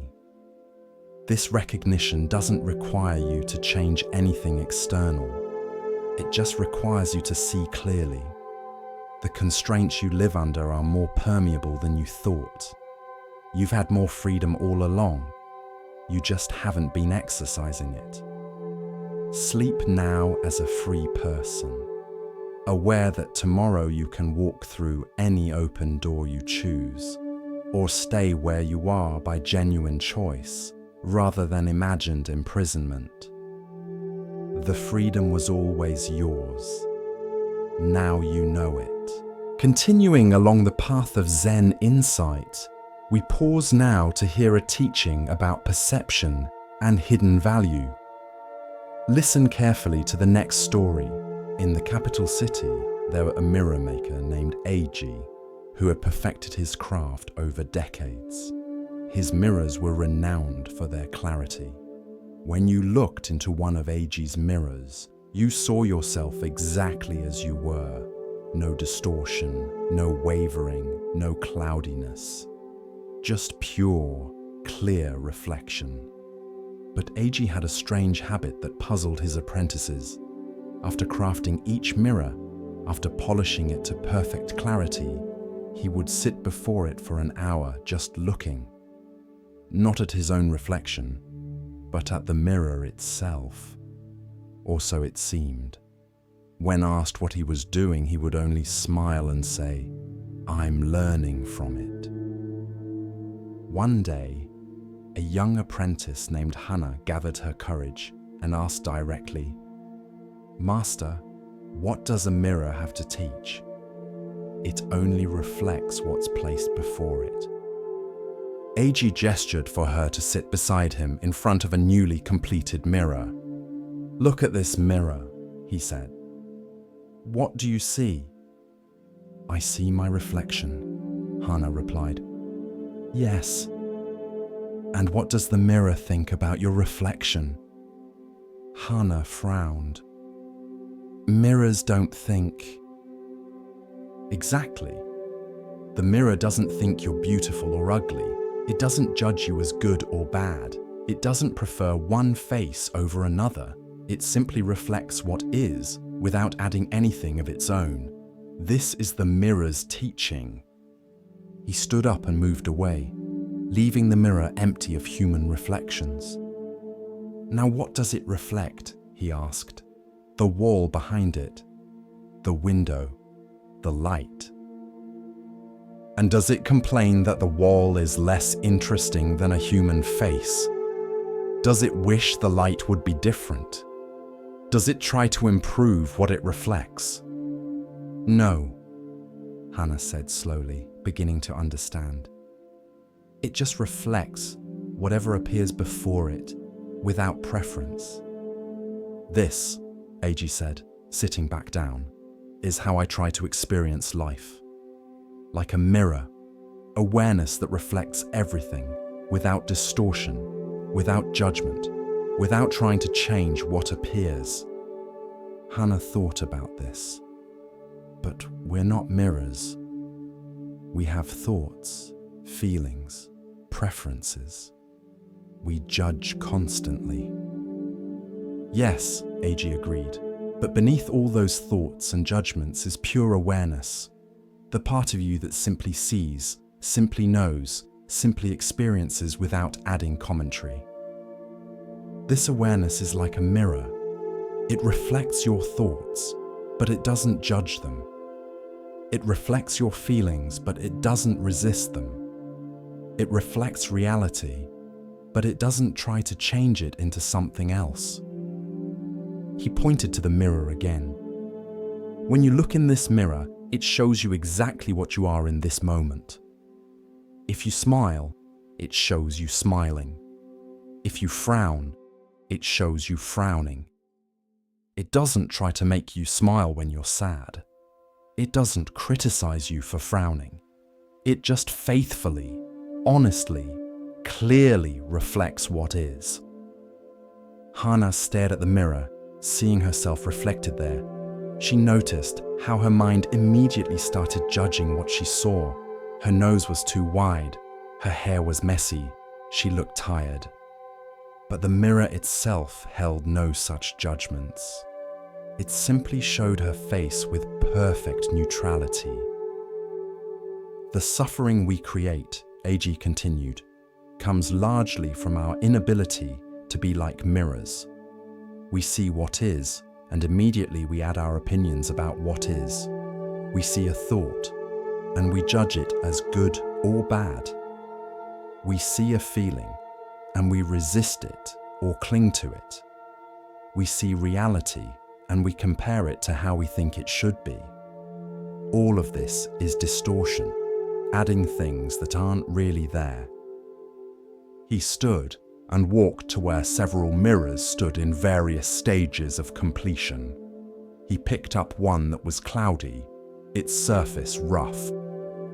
"This mirror distorts," he said, showing Hannah the wavy, unclear reflection it produced. "When you look in it, you can't see yourself clearly. Your image is bent, confused.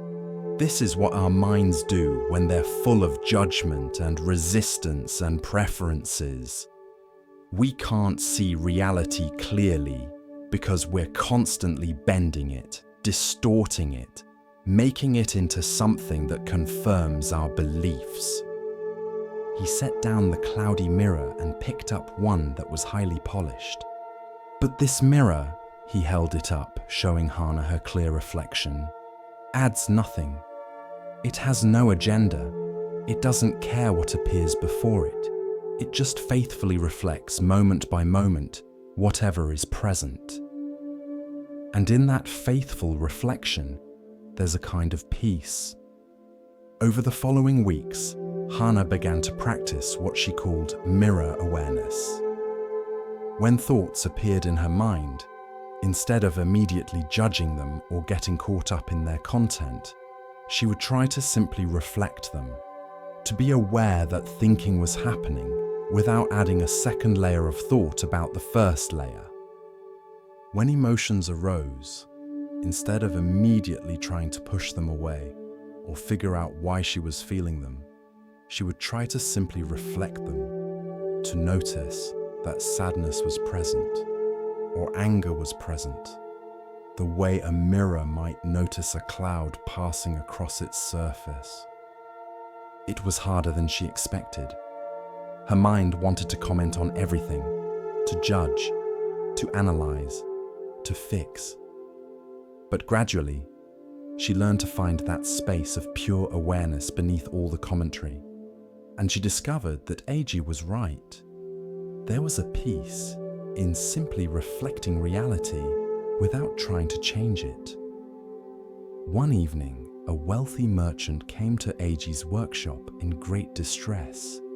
He had commissioned an elaborate mirror for his home, but when Eiji delivered it, the merchant had rejected it. "This mirror makes me look old," the merchant complained. "It shows every flaw, every line on my face. I want a mirror that makes me look better." Eiji listened patiently, then said gently, "The mirror shows you exactly as you are.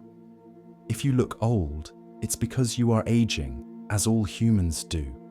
The mirror doesn't judge this as good or bad. It simply reflects truth." "Then I don't want truth," the merchant said angrily. "I want to look young and handsome." "I could make you a distorted mirror," Eiji offered.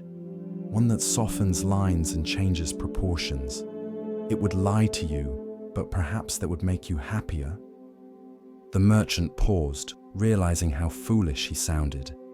He looked at himself in the clear mirror again, really looked. Yes, he was aging. Yes, there were lines on his face, but the mirror wasn't judging him. Only he was judging himself. "The mirror accepts you exactly as you are," Eiji said softly. "Perhaps you could learn to do the same." The merchant stood there for a long time, looking at his reflection without judgment, trying to see himself the way the mirror saw him. Just a face, just a person, just what is, without the weight of good or bad, young or old, handsome or ugly. Finally, he nodded. "I'll take the mirror," he said quietly. Years later, when Hana had become a master mirror maker herself, students would ask her the same question she had once asked Eiji. "What does a mirror have to teach?"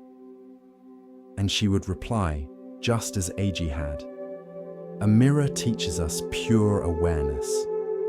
It shows us that we can experience life without constantly judging it, resisting it, trying to change it into something else. We can simply reflect what is, clearly and faithfully, without distortion. And in that clear reflection, we find a peace that judgment can never provide." She would hold up a polished mirror, turning it so light played across its surface. "Your deepest nature is like this mirror, pure awareness that reflects everything but clings to nothing, that sees everything but judges nothing, that accepts everything exactly as it is. When you can rest in this mirror-like awareness, even for a moment, you discover that peace doesn't depend on changing what you reflect. It depends on reflecting clearly, without adding the distortion of your own resistance and judgment." Tonight, as you rest, you might practice mirror awareness. Let thoughts appear and disappear like images crossing a mirror's surface. Let feelings rise and fall like reflections that come and go. Don't judge what appears. Don't try to change it. Just reflect it clearly, the way a mirror reflects light, faithfully, honestly, without adding anything of your own. You are not the content of your thoughts and feelings. You are the awareness that reflects them. And that awareness, like a perfect mirror, is always clear, always peaceful, always unchanged, by whatever passes across its surface. Rest in your mirror nature tonight. Reflect everything, cling to nothing, judge nothing. Just be aware, purely and simply aware, and let that awareness be enough. There was a poet named Ren who had written beautiful poems for many years. His words flowed easily, and people treasured his work. But one season, the words stopped coming. Ren would sit before blank paper, brush ready, ink prepared, and nothing would emerge. Day after day, week after week, the page remained empty. He tried everything. He read other poets' work, hoping for inspiration. He visited beautiful places, seeking images to capture. He forced himself to write, producing words that felt dead and hollow. Nothing worked. The emptiness persisted. Ren fell into despair. He believed he had lost his gift, that whatever spring of poetry had lived within him had dried up. He was no longer a poet, just someone sitting before blank pages, producing nothing. A Zen monk named Sengai heard of Ren's struggle and came to visit. He found the poet sitting in his study, surrounded by blank papers, looking defeated. "I can't write," Ren said. "The words are gone. I'm empty." Sengai picked up one of the blank pages, examining it carefully. "This paper looks full to me." Ren frowned. "It's completely blank. It's empty. That's the problem." "Is it?" Sengai held the page up to the light. "I see infinite possibilities on this page. I see every poem ever written and every poem yet to be written. I see your past work and your future work. This blank page contains everything. How can you call it empty?" "Those are just potential poems," Ren protested. "Not actual poems. Potential is nothing. I need actual words." Sengai set down the paper gently. "Tell me, before you write a poem, where does it exist?" "In my mind, I suppose. Or in my imagination." "And is that nothing? Is a poem that exists in imagination less real than a poem on paper? Or is it just a different form of the same thing?" Ren started to answer, then stopped. He wasn't sure. "The blank page is not the absence of poetry," Sengai continued. "It's poetry in its unmanifested form, the silence before the song, the stillness before the dance. You're calling it empty because you can't see it yet. But perhaps it's more full than any written page, because it contains all possibilities rather than one actuality." He moved to the window, looking out at Ren's garden. "In winter, your garden looks dead, empty. But is it? Or is spring simply waiting, gathering itself, preparing? You wouldn't curse the winter garden for not being summer. You trust that the emptiness is part of the cycle. Why can't you trust that your blank pages are also part of the cycle?" Over the following days, Ren sat with this teaching. Instead of fighting the blankness, trying to force it to become fullness, he simply sat with it. He looked at blank pages, not as failures, but as potential. He experienced his internal emptiness not as loss, but as space. And slowly, something shifted. The emptiness began to feel different. Not empty, but full of possibility. Not lacking, but pregnant with what might emerge. He stopped trying to write and simply sat with a blank page, befriending it, accepting it. One morning, without force or effort, words came. Not many, just a few lines, but they felt true in a way his forced writing hadn't. They emerged from the emptiness rather than being imposed upon it. The blank page had given birth naturally, rather than being violated by his demand. Ren's poetry changed after this period. It had more space in it, more silence between words. Critics said it had deepened, become more profound. Ren knew it was because he had learned to value emptiness as much as fullness, to see the blank page not as an enemy, but as a teacher. When young poets came to him struggling with their own blank pages, their own dry periods, Ren would tell them, "Don't curse the emptiness. Don't fight the blank page." Emptiness is not the absence of poetry. It's poetry gathering itself. It's the fullness before it manifests. Trust it. Sit with it. Let it fill you in ways that words never could. The blank page is not nothing. It's everything waiting. Tonight, let yourself be blank. Let your mind be the empty page, not filled with thoughts and plans and worries. Don't see this emptiness as a lack. See it as fullness waiting, as possibility gathering, as the silence before the song. You don't need to fill every moment with content. The empty moments are just as important, just as full in their own way. Rest in emptiness. It's not nothing. It's everything you need, waiting to emerge when the time is right. As we drift deeper into the still waters of Zen, a quiet teaching begins to rise, one that speaks of clarity and of value not always seen. Listen gently now. The next story begins. There was a master calligrapher named Yukiko who had devoted her entire life to the art of beautiful writing.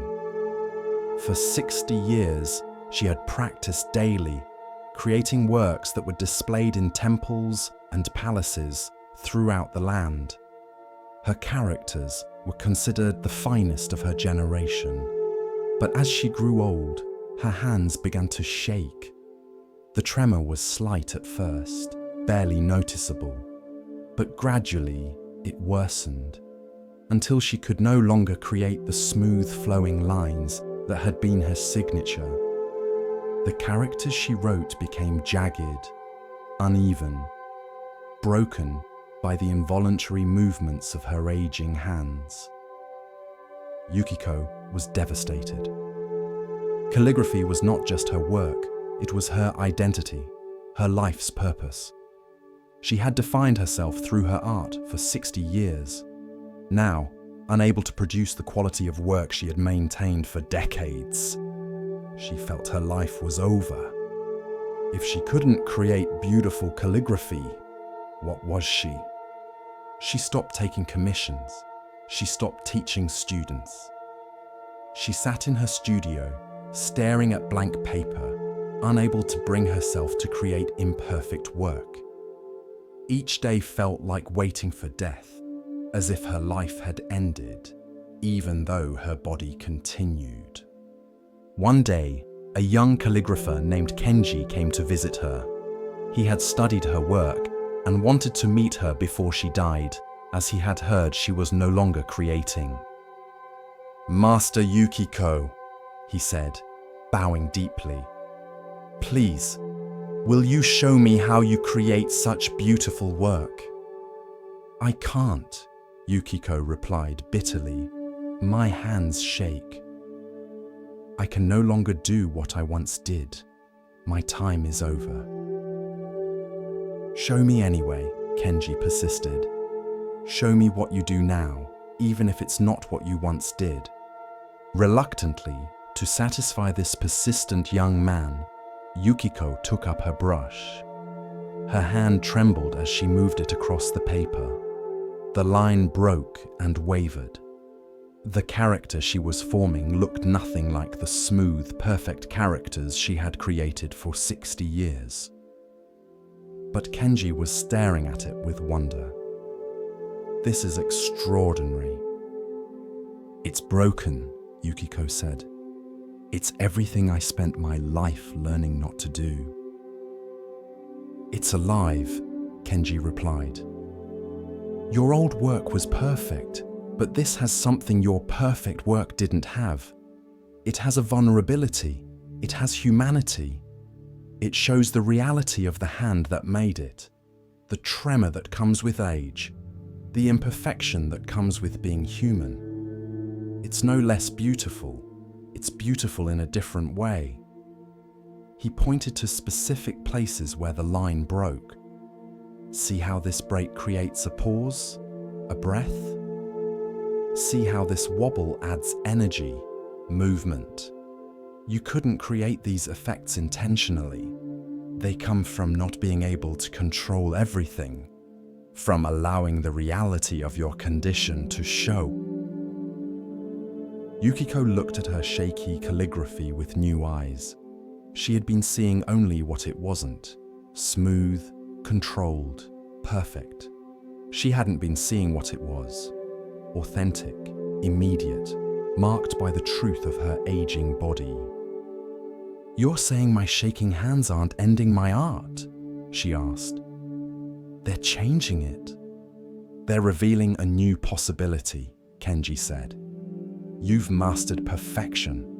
You spent 60 years learning complete control. Now you're learning something else. How to create beauty without control. How to let your limitations become part of your art rather than obstacles to it. This isn't an ending. This is a beginning." Over the following months, Yukiko began to explore what Kenji had called a beginning. She stopped trying to fight against her tremor and started working with it. She let the shakiness show, let the broken lines be part of the aesthetic. Let her aging hands tell their own truth. The work she created was unlike anything she had done before. It had a raw quality, an honesty, a profound beauty that came from acceptance rather than mastery. People who saw it were moved in ways they couldn't quite explain. It touched something in them that perfect calligraphy never had. "Your new work feels more human," one viewer said. "The perfection was impressive, but this is relatable. This shows struggle and acceptance. This shows life as it actually is, not as we wish it to be." Other aging artists heard about Yukiko's transformation and came to see her. They too had been treating their declining abilities as endings, as tragedies that marked the end of their creative lives. Yukiko showed them something different. "What you call an ending is just a transition," she told a painter whose eyesight was failing. "You've lost what you had, yes, but loss creates space for something new. If you spend all your time mourning what's gone, you'll never discover what's trying to arrive." She showed them her shaky calligraphy. "These tremors would have horrified me 5 years ago. I would have hidden this work in shame. But I've learned that every ending contains a beginning. My hand's steady control had to end before I could begin learning to create beauty from their unsteady truth." A sculptor whose arthritis had made detailed work impossible asked, "But how do you accept the loss? How do you stop grieving what you can no longer do?" "I still grieve it sometimes," Yukiko admitted. "I still miss the feeling of complete control, the satisfaction of executing exactly what I envisioned. But I've discovered something. The part of me that created perfect calligraphy was actually quite limited. It could only create what I consciously intended. Now, with my shaking hands, I create things I never could have planned. The imperfection introduces an element beyond my control, and that element often produces more interesting results than my intentions ever did." She held up a piece of her new work. "See this character? I intended it to look one way. My tremor made it look another way. And the way it actually looks is more compelling than what I planned. The beginning I'm in now includes accident, chance, collaboration with my body's wisdom rather than domination of it. Kenji, who continued to visit Yukiko regularly, said, "You've become a better artist by becoming worse at control. Your mastery now includes accepting what you can't master. That's a higher skill than perfect technique ever was." Yukiko nodded. "When I had complete control, I could only create versions of what I already knew. Now, with partial control, I'm discovering things I didn't know were possible. The ending of my old art was the beginning of art I couldn't have created any other way." A Zen master who collected calligraphy commissioned a piece from Yukiko. When she delivered it, with all its shaky lines and broken strokes, he hung it in his meditation hall's place of honor. "This shows the essence of Zen," he told his students. "Perfection is static, fixed, dead. This work is dynamic, alive, accepting of change and impermanence." The master's tremor isn't a flaw in the work. It's the work teaching its deepest truth. That beauty includes imperfection. The endings contain beginnings. That loss creates space for discovery. Yukiko lived another 15 years, creating what many considered her finest work during this period. Critics called her late-style revolutionary, noting how it had influenced a generation of younger artists to embrace imperfection and vulnerability in their work. When she finally died at 85, still creating tremor-marked calligraphy to the end, her students gathered to remember her. They spoke of her two periods, the 60 years of perfect control and the 15 years of acknowledged tremor. "Which period was greater?" a young student asked. An older student replied, "She was always great." But she became wise only in her second period, when she learned that endings contain beginnings. When she discovered that what you lose forces you to find what you didn't know was there. When she understood that every door that closes reveals another door you weren't seeing before. Tonight, as you rest, what endings are you mourning? What losses are you treating as pure conclusions with nothing beyond them? What abilities, relationships, or circumstances have ended that you're grieving, as if ending means death rather than transition? Every ending contains a beginning you can't see yet.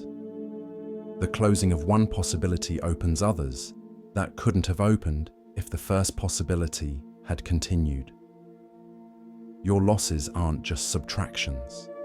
They're also additions of space, of new potential, of directions you couldn't have gone while the old way remained available. What's ending in you right now isn't your conclusion, it's your transition. Something is completing, so something else can begin. The tremor that seems to be ruining your perfect lines is actually creating new kinds of beauty you couldn't have achieved through control alone. Rest now in acceptance of endings as beginnings in disguise. What's leaving is making room. What's breaking is revealing. What's ending is beginning, just not in ways you can recognize yet. Trust the ending. It knows what it's doing. Every conclusion contains a hidden opening, and you're moving toward it even as you mourn what's closing behind you. Sleep now in the space between ending and beginning, knowing that this space itself is fertile ground where something unexpected and beautiful is already starting to grow. There was a man named Jiro who dreamed of sailing around the coastal waters of his province. He spent years preparing for this journey.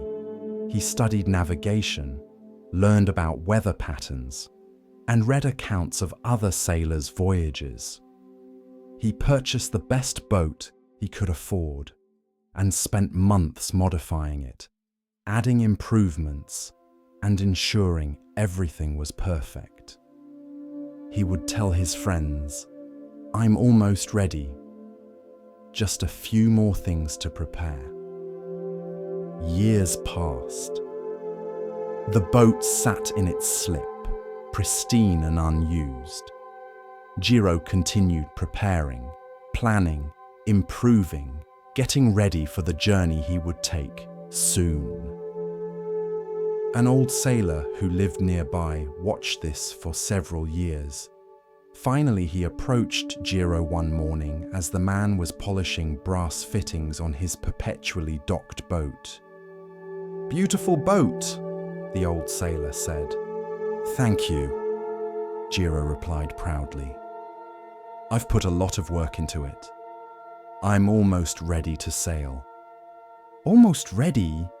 the sailor repeated. "I've heard you say that for 5 years now.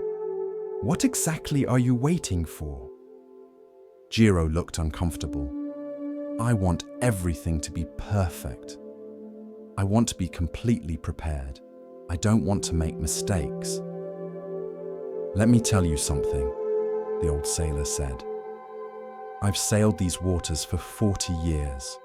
My boat has never been perfect. I've never been completely prepared. I've made countless mistakes, but I've sailed.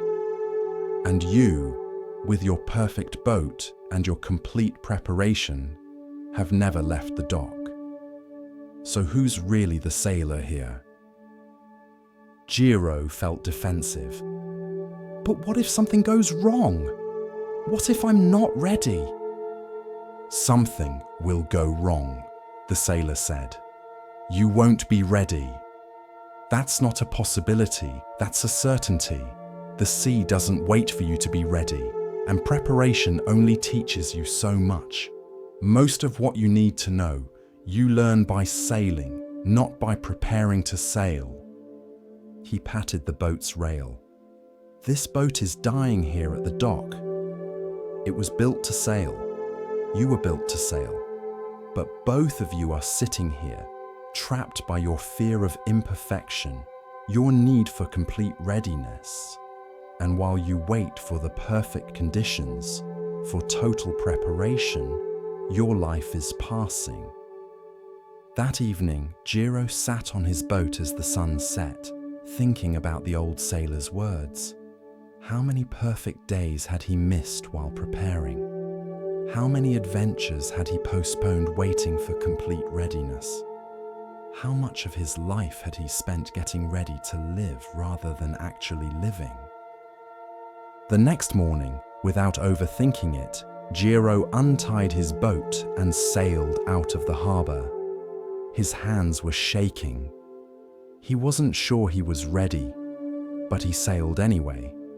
He made mistakes that first day. He misjudged a turn and nearly ran into another boat. He didn't account properly for wind and had to adjust his course several times. But he sailed. He actually sailed. And it was glorious. Over time, Jiro became a competent sailor. Not perfect, never perfect, but competent. And he realized that if he had waited until he felt completely ready, he would have waited forever. Because readiness isn't a destination you reach through preparation.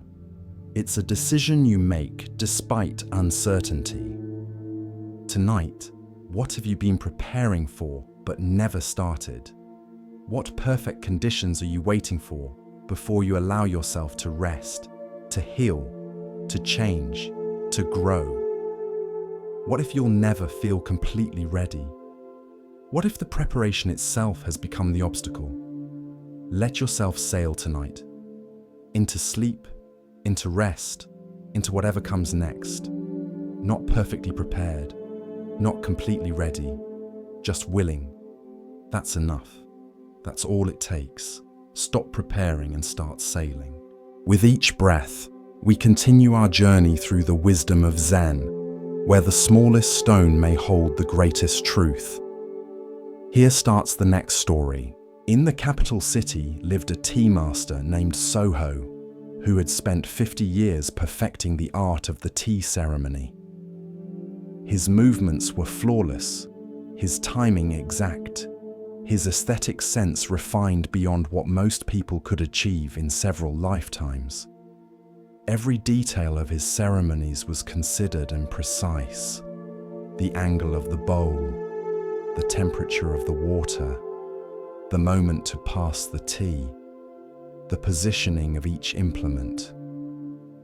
Soho's ceremonies were legendary.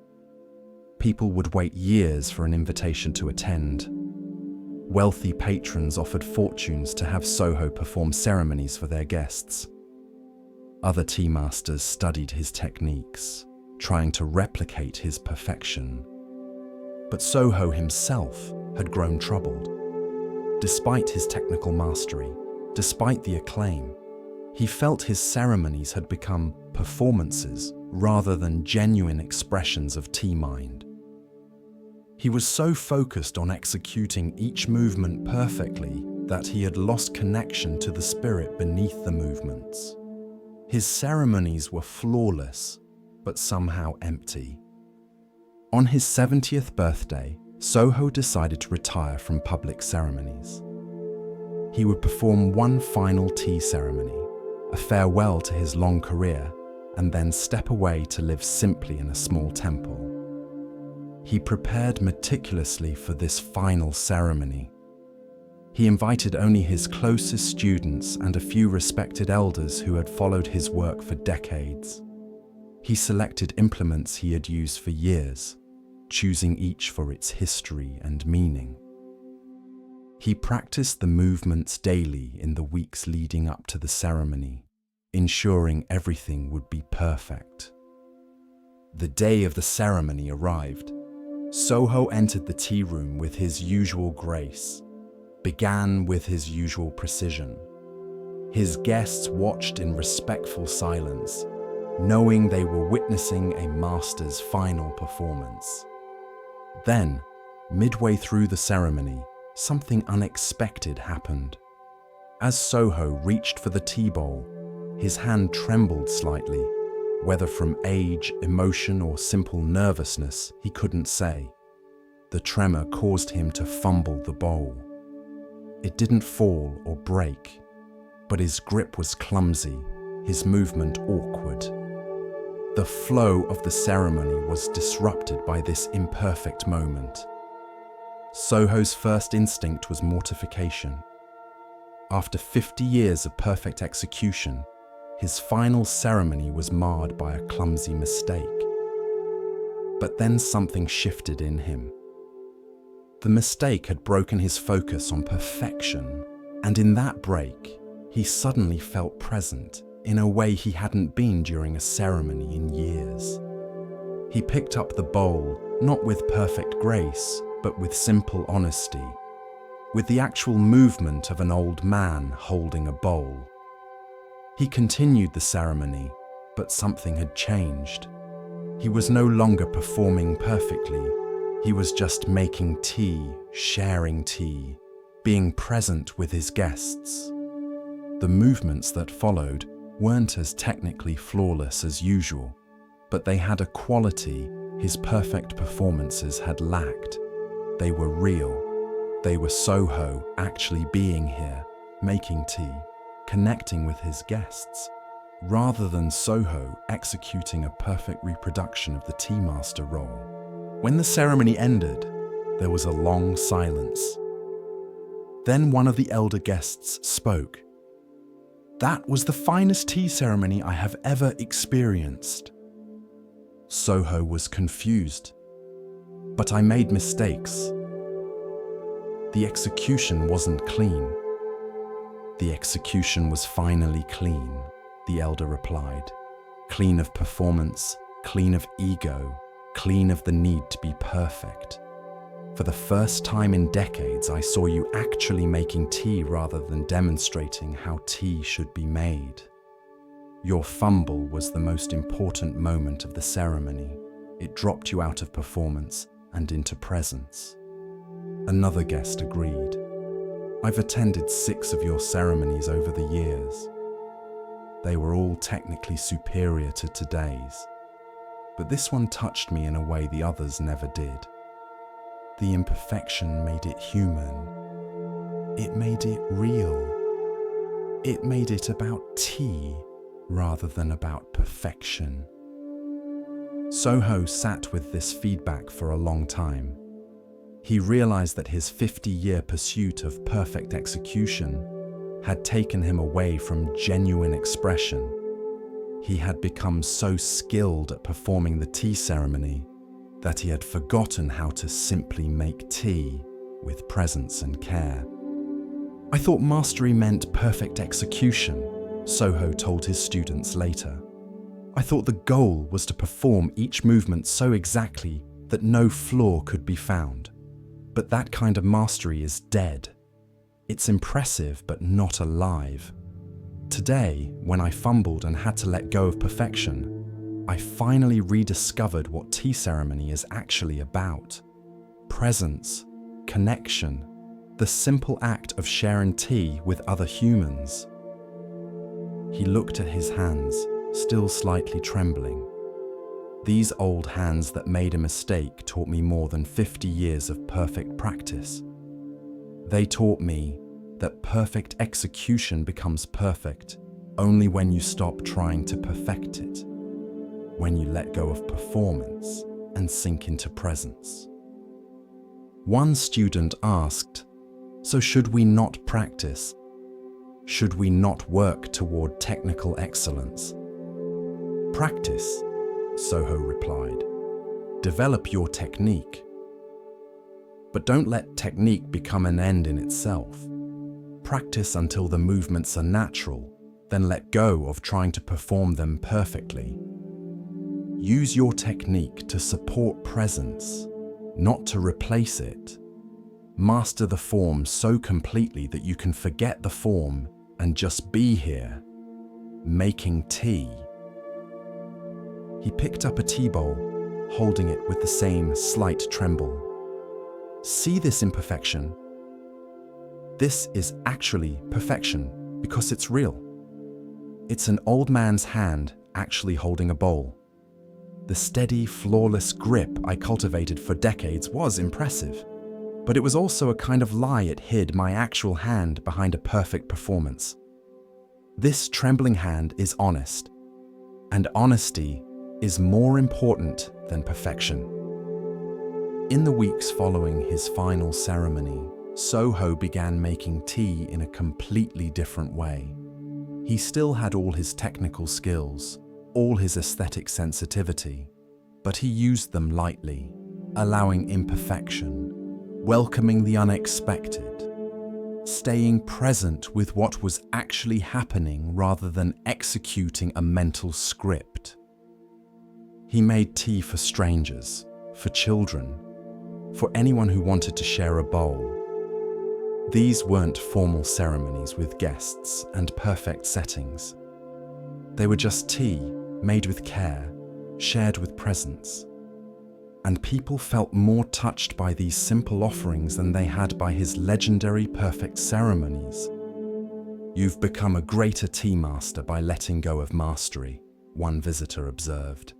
"I've become an actual tea master by letting go of the performance of mastery," Soho clarified. "I was skilled before, but I wasn't real. Now I'm both skilled and real. The skill supports the reality rather than replacing it. That's the difference." A young tea student struggling to perfect his own technique asked Soho for guidance. "How do I know when my practice is good enough? When can I stop trying to perfect my movements? When perfection becomes a barrier rather than a path," Soho replied. "Practice until the movements are natural and trustworthy. Then let go of trying to make them perfect and just let them be. The movement from practice to performance to presence, that's the journey. Most people stop at performance, endlessly perfecting their execution. The final step is letting go of perfection and discovering presence." He made tea for the young student, his hands moving with practiced skill, but also with slight tremors, small imperfections, human reality. See how I make tea now? I'm not performing or demonstrating, I'm just making tea.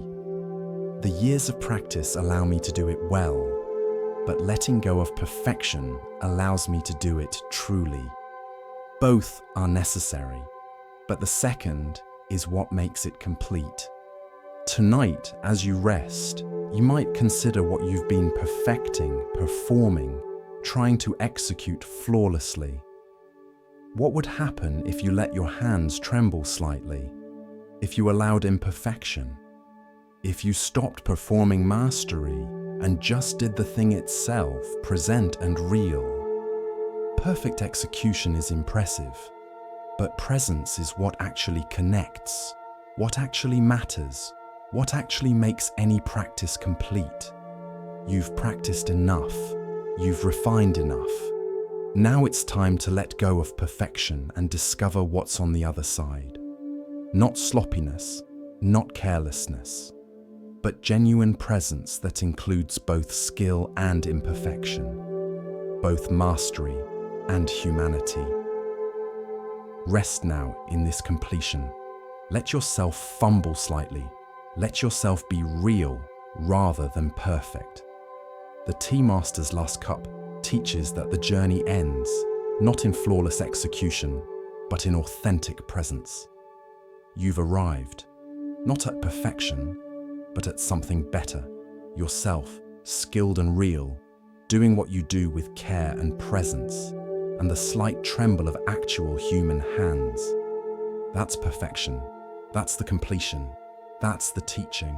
Sleep now, no longer performing, just being. This is enough. You are enough. The perfect becomes perfect when you stop trying to perfect it. The path of Zen unfolds like morning mist, soft and patient. In this next tale, we are invited to see, beyond appearance, into essence. Listen carefully to the next story. In a village where strong winds frequently blew down from the mountains, there was a grove of trees that included many different species. There were tall, rigid pines that stood straight and proud. There were sturdy oaks with thick trunks and strong branches. And among these impressive trees, there grew a single weeping willow, whose branches hung down gracefully, swaying with every breeze. A young carpenter named Riku would come to this grove to select wood for his work. He admired the strong, straight pines and the solid oaks.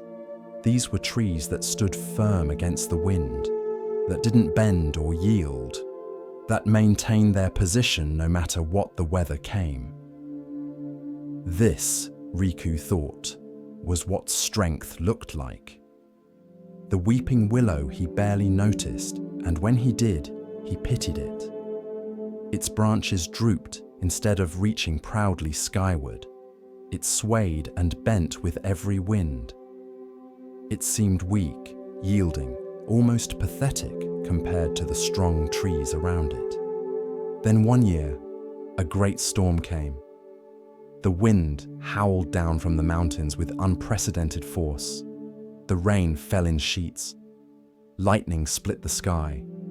For 3 days and 3 nights, the storm raged. When it finally passed, Riku went to the grove to see what wood might be available from fallen trees.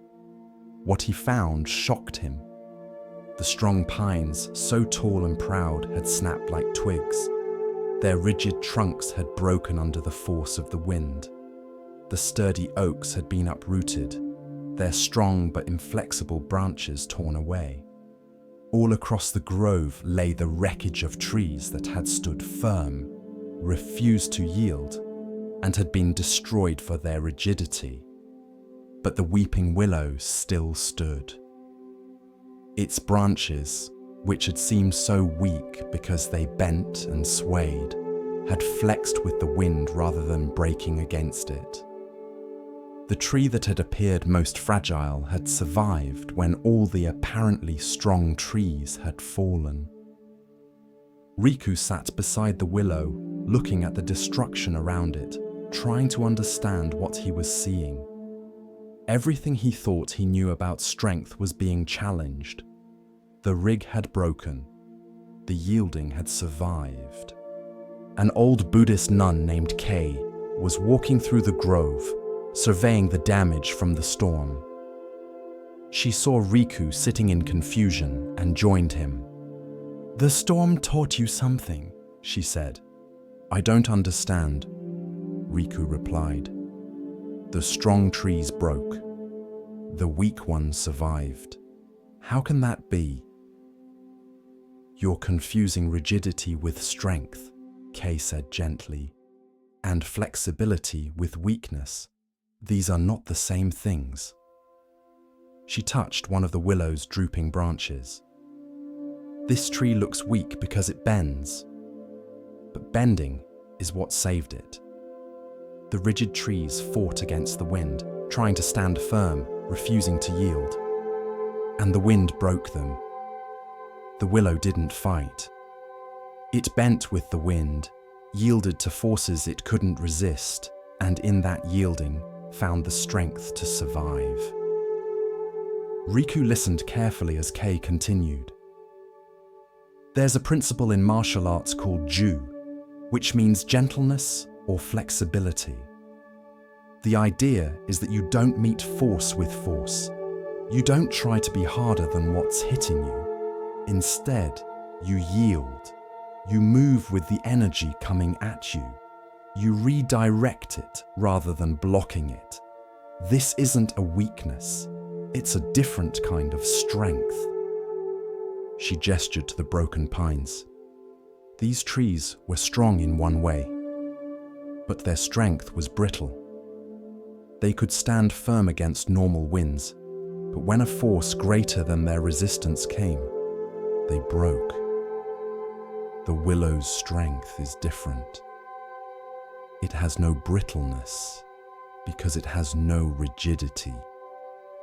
It can't break because it never stops bending. Over the following weeks, Riku began to see this principle everywhere. He watched how water, soft and yielding, could wear away stone over time. He noticed how the most rigid people in the village were often the most fragile when things didn't go their way. He observed how the people who could adapt and bend were often the ones who survived life's storms most intact. He changed his approach to carpentry. Instead of always seeking the hardest, most rigid woods, he began to appreciate woods with some flexibility, some give. He learned to work with the wood's natural tendencies rather than trying to force it into shapes it didn't want to take. His furniture became known for being both strong and graceful, able to bear weight while having a quality of flow and ease. But the deeper lesson was about how he lived his own life. Riku had always prided himself on being firm in his opinions, rigid in his principles, unwavering in his positions. He thought this made him strong, but he began to realize it made him brittle.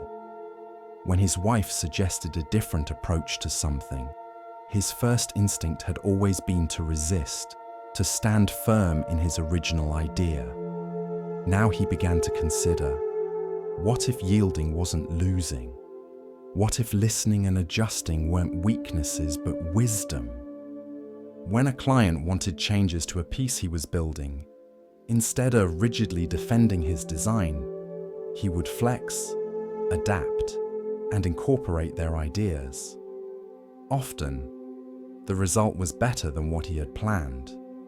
His yielding led to better outcomes than his resistance ever had. When life didn't go according to his plans, instead of fighting against reality, insisting things should be different, he began to bend with what was happening, to adapt, to find ways to work with circumstances rather than against them. A young man from the village came to Riku seeking advice. "Everyone tells me I need to be strong, to stand firm, to never back down. But I don't feel strong when I do that. I feel brittle, like I'm about to break." Riku took him to see the weeping willow. The tree had grown even larger in the years since the storm, its graceful branches now spreading wide. "This tree survived a storm that destroyed every tree around it," Riku said. "Not because it was harder or more rigid, but because it knew how to yield. Look at how it moves with this breeze. It doesn't fight the wind, it dances with it." He touched one of the branches, pulling it down and watching it spring back when he released it. True strength includes flexibility. The ability to bend without breaking, to yield without collapsing, to adapt without losing your essential nature. The willow yields, but it doesn't uproot. It bends, but it doesn't break. This is a strength that lasts. The young man asked, "But how do you know when to stand firm and when to bend? Don't some things require us to be rigid, to not yield?" "Yes," Riku acknowledged. "The willow has strong roots. It's flexible in its branches, but grounded in its foundation. The key is knowing what's essential and what's not. Your core values, your true nature, these are like the willow's roots. They ground you, but your opinions, your plans, your preferences, these can be like the branches. They can bend, adapt, yield without threatening who you fundamentally are." He gestured to where the oak and pine had once stood. These trees tried to keep everything rigid. Every branch, every position. They couldn't distinguish between what was essential to hold firm and what could be released. So when the great test came, they lost everything. The willow knew what to hold and what to release. It held its roots and released its branches to the wind. That's wisdom. Years later, the weeping willow became a teaching symbol in the village. Parents would bring children to see it, telling them the story of the great storm. Teachers would use it to illustrate the difference between rigidity and strength. Couples in conflict would sit beneath it, reminding themselves that yielding to each other wasn't losing, but creating a relationship that could weather storms. Riku, now an old man, would still visit the willow regularly. He had learned his lesson deeply. His life had brought many storms, many winds that could have broken him if he had stood rigid against them. But he had learned to bend, to yield, to move with forces he couldn't resist.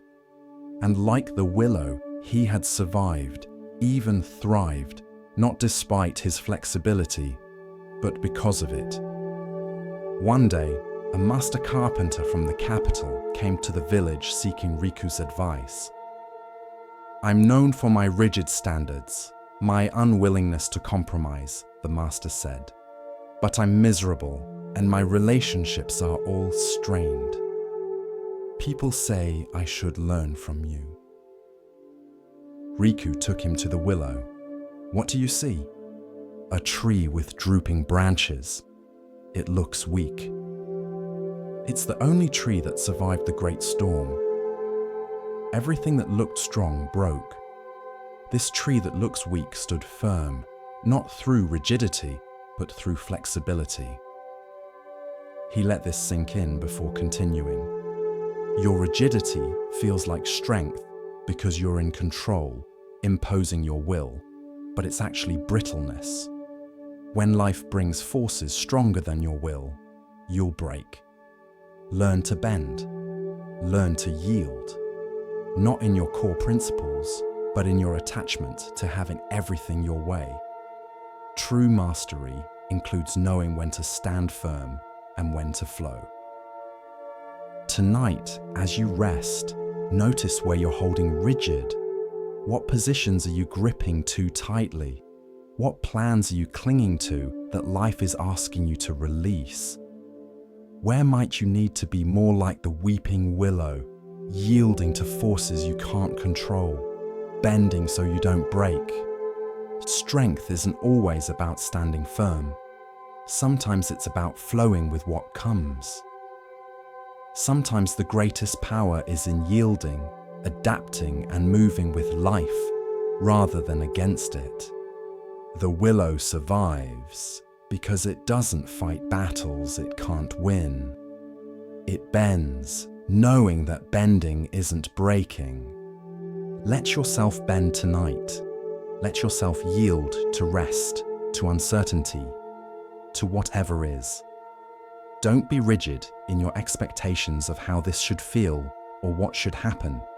Flow like the willow's branches in the wind, trusting that your roots are strong enough to hold you even as you move with forces beyond your control. Yielding isn't weakness, it's wisdom. And tonight, it's the way to deep rest. In a village known for its textiles, there lived a master weaver named Hana, whose tapestries were sought after throughout the region.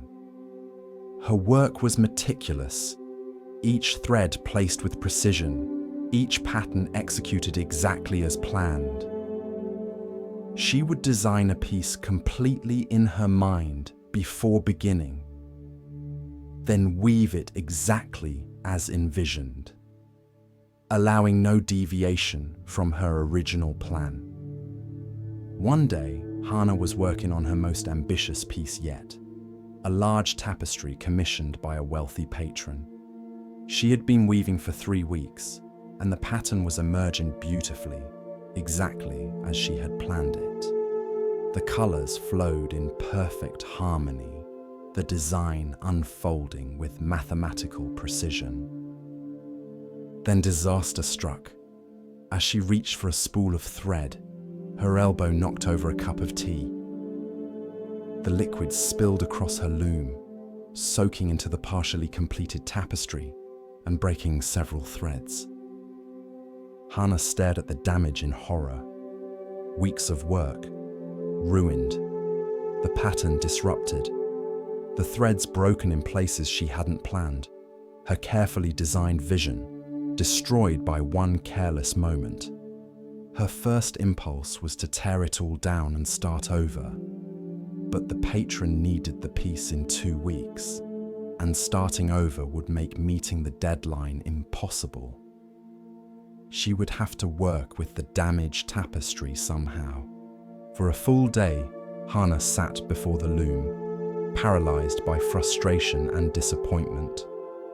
She kept seeing the tapestry as it should have been, comparing it to the broken reality before her. Every time she looked at the damaged sections, she felt her failure. Finally, her grandmother, who had taught Hana to weave, came to visit. The old woman looked at the damaged tapestry for a long time, saying nothing. "It's ruined," Hana said miserably. "All my planning, all my vision, destroyed." Her grandmother touched one of the broken threads gently. "Or changed," she said. "Ruined and changed are not the same thing." "But it's not what I planned. The pattern is broken." "Then make a new pattern," her grandmother said simply. "One that includes the break.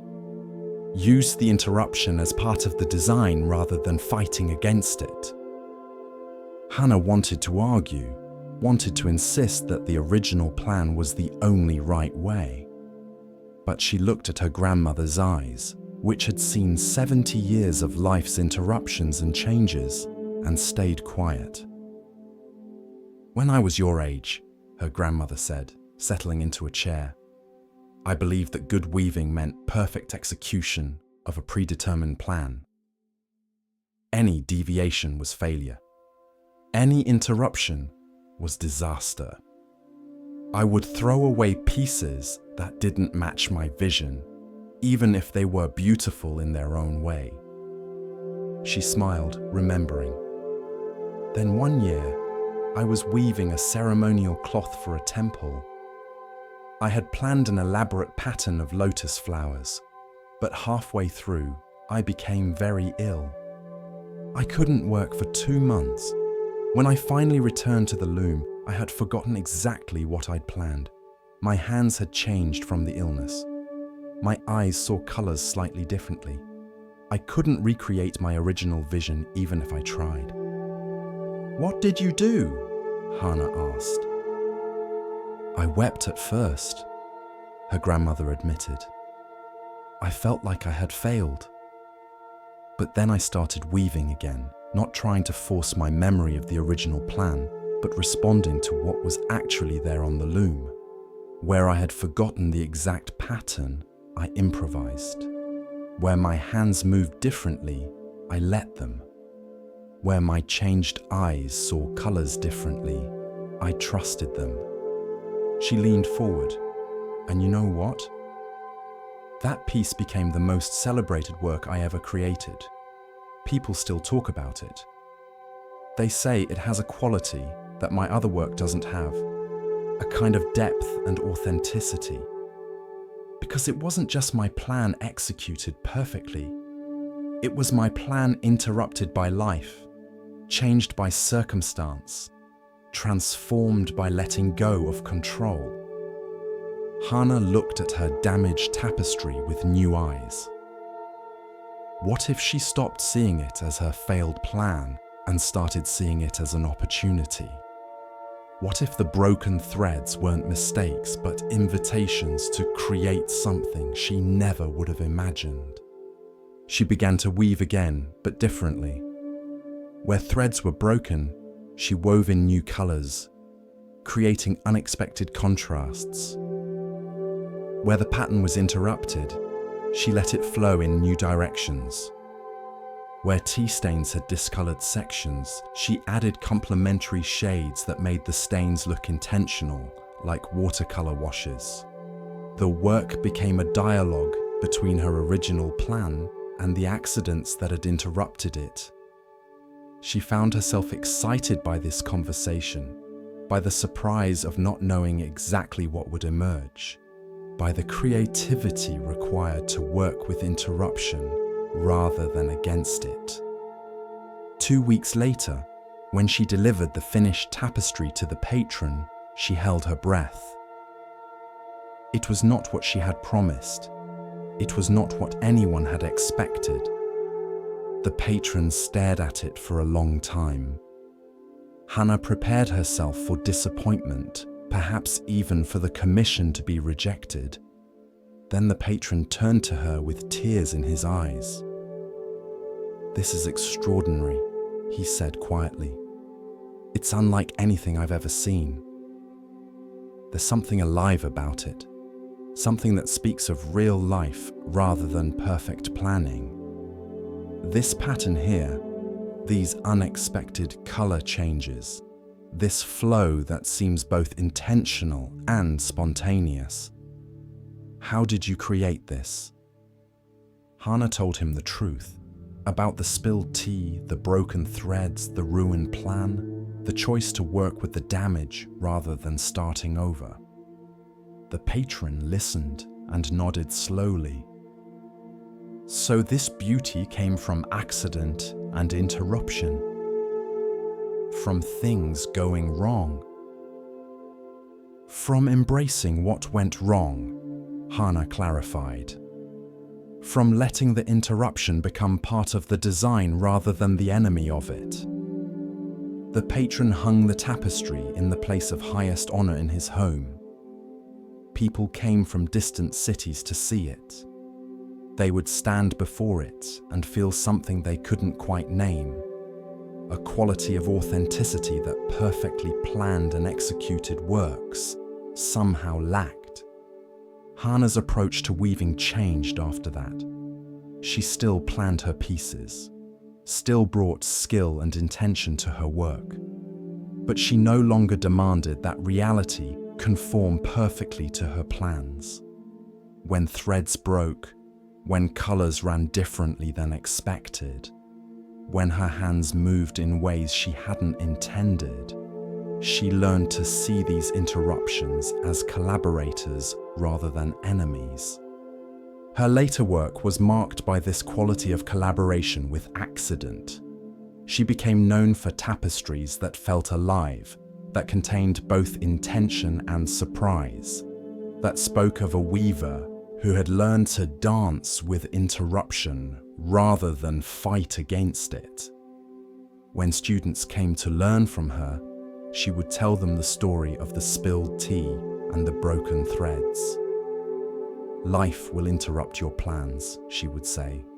"This is not a problem to solve, but a truth to accept." The question is not how to prevent interruption, but how to weave it into the pattern.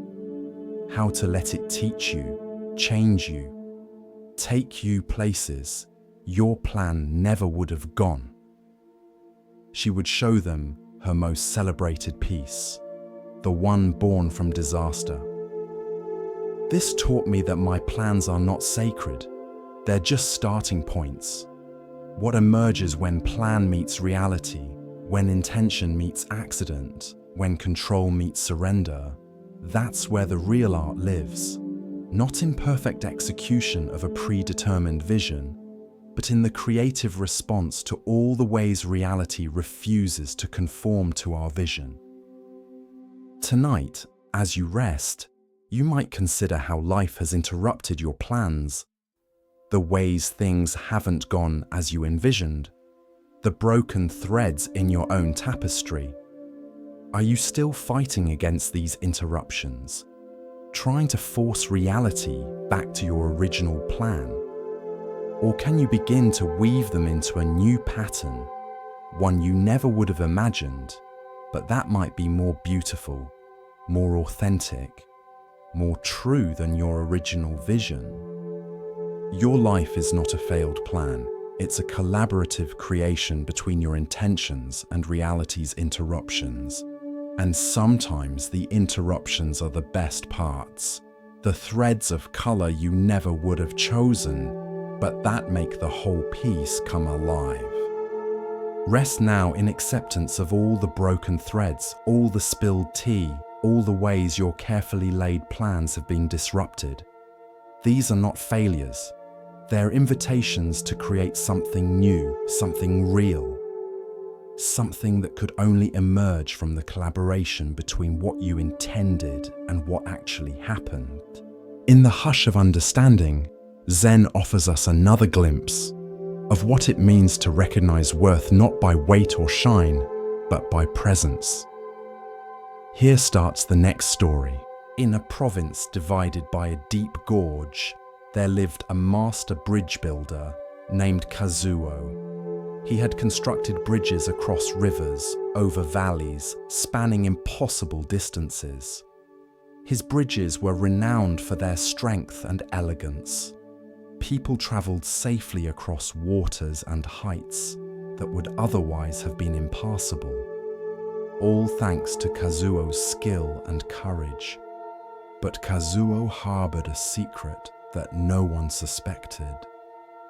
He was terrified of heights.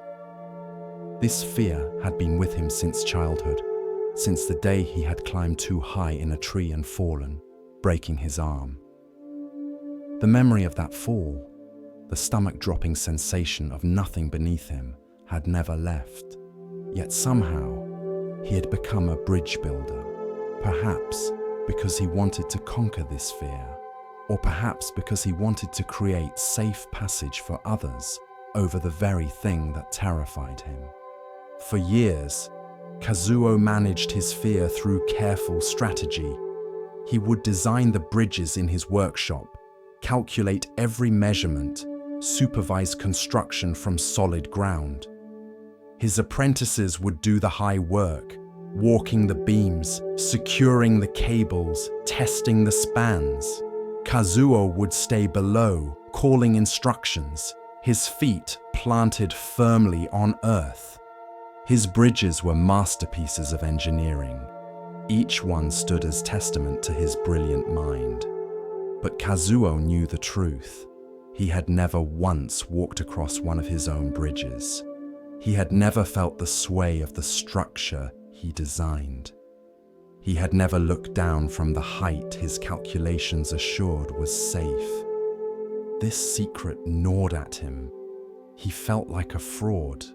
How could he call himself a master bridge builder if he was too afraid to cross his own creations? One spring, the provincial governor commissioned Kazuo to build his most ambitious bridge yet, a span across the deepest part of the gorge, connecting two mountain villages that had been isolated from each other for generations. The bridge would need to be long, high, and strong enough to withstand the winds that howled through the gorge. Kazuo accepted the commission. He drew the plans, made the calculations, selected the materials. Construction began, and as always, his apprentices did the high work while Kazuo supervised from below. The bridge took 2 years to complete. When it was finished, it was magnificent. A graceful arc of wood and rope and stone spanning the gorge like a prayer made solid. People came from distant villages just to see it. The day before the official opening ceremony, Kazuo stood at one end of the bridge, looking across to the other side. The governor had requested that Kazuo himself cut the ceremonial ribbon at the center of the span to honor his achievement. This would require Kazuo to walk halfway across his own bridge, in front of hundreds of witnesses. Kazuo felt his heart hammering in his chest. He looked down into the gorge, a distance that made his vision swim. He couldn't do it. He simply couldn't. That night, Kazuo didn't sleep. He lay in his bed, shame and fear warring inside him. By morning, he had decided he would tell the governor he was ill. He would send an apprentice to cut the ribbon. He would find some way to avoid the truth. But before dawn, there was a knock at his door. It was Yuki, his senior apprentice, a young woman who had worked with him for 5 years. "Master," she said, "I know your secret." Kazuo's face went pale. "What secret?" "Your fear of heights. I've known for years. We all have." Kazuo sat down heavily. "Then you know I'm a fraud." "No," Yuki said firmly. "I know you're human, but I also know something else. May I show you?" She led Kazuo to the bridge in the pre-dawn darkness. They stood at its entrance, looking across the span that was barely visible in the dim light. "Master," Yuki said, "may I tell you what I've learned working with you? Every bridge begins as fear. Fear of the gap, fear of the height, fear of the distance. That's why bridges exist, to address fear. You think your fear disqualifies you from building bridges, but actually, your fear is what makes you the best bridge builder I've ever known." "How can that be?" Kazuo asked. "I'm too afraid to even walk across them." "Exactly," Yuki replied. "Someone without fear might build a careless bridge. They might miscalculate, might miss a danger because they don't feel in their bones how high the stakes are. But you check every measurement 3 times. You select materials with obsessive care. You design with such caution, such attention to every possible failure point. Because you understand fear. Your bridges are so safe precisely because you're so afraid." She stepped onto the bridge, her feet confident on the boards. "Come. Just one step." Kazuo took one step onto the bridge. His legs trembled. "The fear you're feeling," Yuki said. "Where is it? Is it in the bridge?" Kazuo looked down at the solid boards beneath his feet. "No, the bridge is fine." "Is it in the gorge? Is the gorge reaching up to hurt you?" "No." "So where is the fear?" Kazuo touched his chest. "It's in me. It's in my mind." "Yes," Yuki said gently. "The danger you fear exists only in your imagination. The bridge is real, the gorge is real, but the catastrophe you're imagining, the falling, the failing, the shame, that's not real. That's a story your mind is telling about what might happen, not what is happening." She took another step. "Come, one more step. Don't think about the whole bridge, just this one step." Kazuo took another step, then another. He kept his eyes on Yuki, on the boards directly beneath him, not looking down into the gorge, not thinking about the distance to the other side. "The fear says you'll fall," Yuki continued, walking slowly backward, leading him forward. "But have you fallen? The fear says you can't do this, but are you doing it?" Step by step, they moved across the bridge. Kazuo's breathing was ragged, his hands shaking, but he didn't stop. He focused only on the present step, the present board, the present moment. "The obstacle," Yuki said, "was never the height. It was never the gorge. It was the story in your mind about what the height and the gorge meant. The bridge you needed to cross wasn't this one. It was the gap between your fear and your action." They reached the center of the bridge. The eastern sky was beginning to lighten. Yuki stopped. "This is where you'll stand today," she said. "Where you'll cut the ribbon. Where you'll acknowledge your achievement. Can you do it?" Kazuo looked around, truly seeing for the first time where he stood. He was at the center of his own creation, high above the gorge, and he was not falling. The bridge held him. The structure he had designed was keeping him safe, just as he had calculated it would. "I built this," he said, wonder in his voice. "I built something strong enough to hold me, even though I was afraid." "You built more than a bridge," Yuki replied. "You built proof that fear doesn't have to stop creation. That courage isn't the absence of fear, but action in the presence of fear. Every bridge you've ever built was an act of courage, Master. You just couldn't see it because you were looking at your fear instead of your actions." They walked back across the bridge together as the sun rose. This time, Kazuo looked down into the gorge, really looked. It was deep, yes. The height was real, yes. But the bridge was also real. His knowledge was real. His years of careful calculation were real. The fear was just one truth among many, not the only truth. That afternoon, when the ceremony began, Kazuo walked across his bridge in front of hundreds of people. His hands still shook slightly. His heart still beat fast. The fear didn't disappear, but he walked anyway. And when he reached the center and cut the ceremonial ribbon, he felt something he had never felt before. Not the absence of fear, but freedom in spite of it. In the years that followed, Kazuo still felt fear when he crossed bridges, even his own. But he crossed them anyway.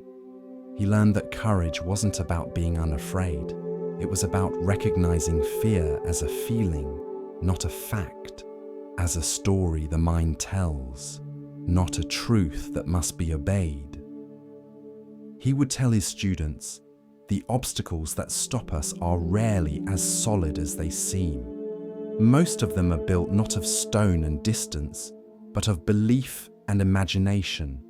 We think we can't, and so we don't try. We imagine failure so vividly that we mistake the imagination for reality.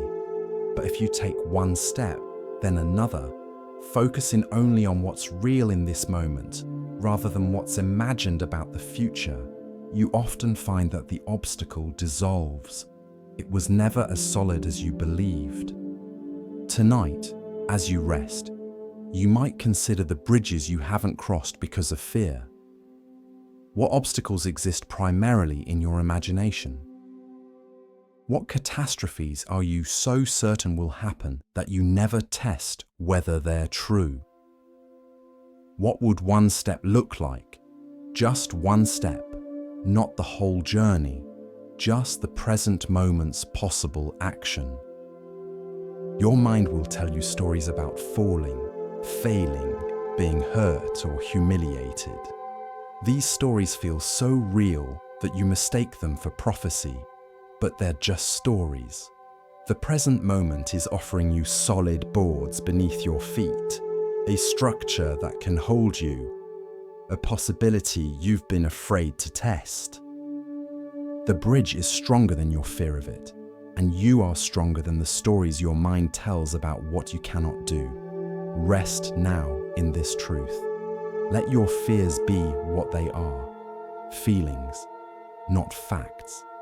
And know that tomorrow, if you choose, you can take one step onto a bridge you've been afraid to cross. Just one step. That's all courage ever requires. In a village known for its beautiful gardens, there lived a gardener named Sora, who had inherited a plot of land from her grandmother. It was good land, fertile soil, adequate water, positioned to receive both morning and afternoon sun.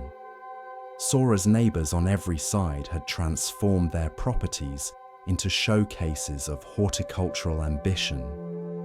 There were formal gardens with meticulously pruned trees, vegetable gardens yielding abundant crops, flower gardens that bloomed in careful succession throughout the seasons. But Sora's plot remained empty. Month after month, season after season, year after year, Sora did nothing with her land. She didn't plant, she didn't build, she didn't design or plan or cultivate. She simply left it alone. The neighbours whispered about this. What a waste, they said. Such good land going unused. Some thought Sora was lazy. Others thought she was confused, perhaps not knowing how to garden. A few felt insulted, as if Sora's empty plot was a criticism of their own elaborate efforts. One neighbour, a proud man named Takeshi, whose garden featured rare specimens from distant provinces, finally confronted Sora one spring morning. "Excuse me," he said, his tone barely polite, "but don't you think you should do something with your land? It's an eyesore, frankly, just weeds and wild grass. You're bringing down the beauty of the whole neighborhood." Sora, who had been sitting on her porch drinking tea, smiled gently. "What would you suggest I plant?" "Well, anything," Takeshi gestured expansively. "Vegetables, flowers, trees. Something useful or beautiful. Something that shows you care." "Come," Sora said, standing up. "Let me show you something." She led Takeshi into her supposedly empty plot, but as they walked among the unmown grass and untamed growth, Takeshi began to notice things he hadn't seen from a distance. There were wild flowers he had never seen in cultivated gardens, small, delicate blooms that seemed to glow in the morning light. There were butterflies of species he'd never encountered in his own carefully managed space. Birds nested in the natural tangles of vegetation, singing songs that his pruned and ordered trees never hosted. Look here, Sora said, kneeling by a patch of plants. These herbs grow wild here. They're medicinal. I gather them for the village doctor. And see this area? In autumn, mushrooms appear here that are delicious and valuable. I don't plant them. They simply come because the conditions are right. She stood and walked further into the space. This grass that looks so messy to you, it's habitat for insects that pollinate crops for miles around. Those weeds you mentioned, several are actually rare native plants that have disappeared from cultivated areas. They only survive here because I don't pull them out. Takeshi looked around with new eyes. What he had seen as neglected chaos was actually a thriving ecosystem. What he had judged as emptiness was actually fullness of a different kind. But you didn't plant any of this, he said, still confused. You didn't make it happen. Exactly, Sora replied. I didn't plant because the land knew better than I did what should grow here. My grandmother taught me this. She said, sometimes the wisest action is to do nothing. Not from laziness, but from trust. Trust that nature has its own intelligence. Trust that things want to grow. Trust that not every space needs to be controlled and designed and managed. She bent down and touched the wild grass gently. If I had planted a formal garden, I would be fighting against this land's nature. I would pull these native plants to make room for what I decided should be here. I would disrupt the birds and butterflies. I would impose my idea of beauty onto something that already has its own beauty. And I would be working constantly, weeding, watering, pruning, managing. Instead, I do almost nothing, and look what abundance appears. Takeshi was quiet for a long moment. He thought about his own garden, the hours of work it demanded, the constant vigilance against anything growing where he hadn't planned, the way he fought against the land's own tendencies to maintain his vision of order and beauty. But don't you want to create something? He asked. Don't you want to make your mark? I am making my mark, Sora said. I'm making it by not making it. I'm creating space for things to be what they naturally are, rather than forcing them to be what I think they should be. My grandmother said this too. Wu Wei, action through non-action. The doing that comes from not doing. This is not the same as doing nothing. This is carefully doing nothing, intentionally not interfering, wisely allowing. Over the following months, Takeshi found himself visiting Sora's wild plot more often. There was something restful about it, something his own controlled garden didn't offer. In his garden, every plant was in its place, every edge was trimmed, everything was as it should be, according to his plan. It was beautiful, but it was also rigid, tense. It required constant maintenance to prevent nature from asserting its own ideas. In Sora's plot, everything was relaxed. Plants grew where they wanted. Animals came and went freely. The whole space had a quality of natural ease that invited him to ease as well. One day he asked Sora, "How do you know when to act and when not to act? How do you know when doing nothing is wisdom and when it's just avoidance?" Sora thought about this carefully. "I watch," she said. "I pay attention. When I see something struggling that needs help, I help. When I see something growing well on its own, I leave it alone. When I see an invasive plant that will choke out everything else, I remove it. But most of the time, I just watch and trust. The land tells me what it needs. I don't impose my ideas onto it." She smiled. You know the difference in your own life, don't you? Sometimes you push when pushing is needed. Sometimes you rest when rest is needed. Sometimes you act. Sometimes you wait. The wisdom is in knowing which is which. Not having a rule that you must always act or must always do nothing, but being present enough to sense what this particular moment is asking for. Years passed. Sora's plot remained unplanted, but it became known throughout the region as a refuge for rare plants and animals. Scientists visited to study the species that had disappeared from more cultivated areas but thrived in her space. Children came to see the butterflies and birds. People feeling stressed would sit at the edge of her property, finding peace in its wild beauty. Takeshi gradually changed his approach to his own garden. He didn't abandon it entirely, but he created areas where he did less, managed less, controlled less. And he was surprised to find that these areas often became his favorites. The places where unexpected beauty appeared, where nature revealed its own intelligence. One evening, sitting with Sora on her porch, looking out at her wild plot as fireflies began to light up the dusk, Takeshi said, "I used to think you were lazy. Now I understand you were wise. You saw that not every space needs to be filled. Not every plan needs to be executed.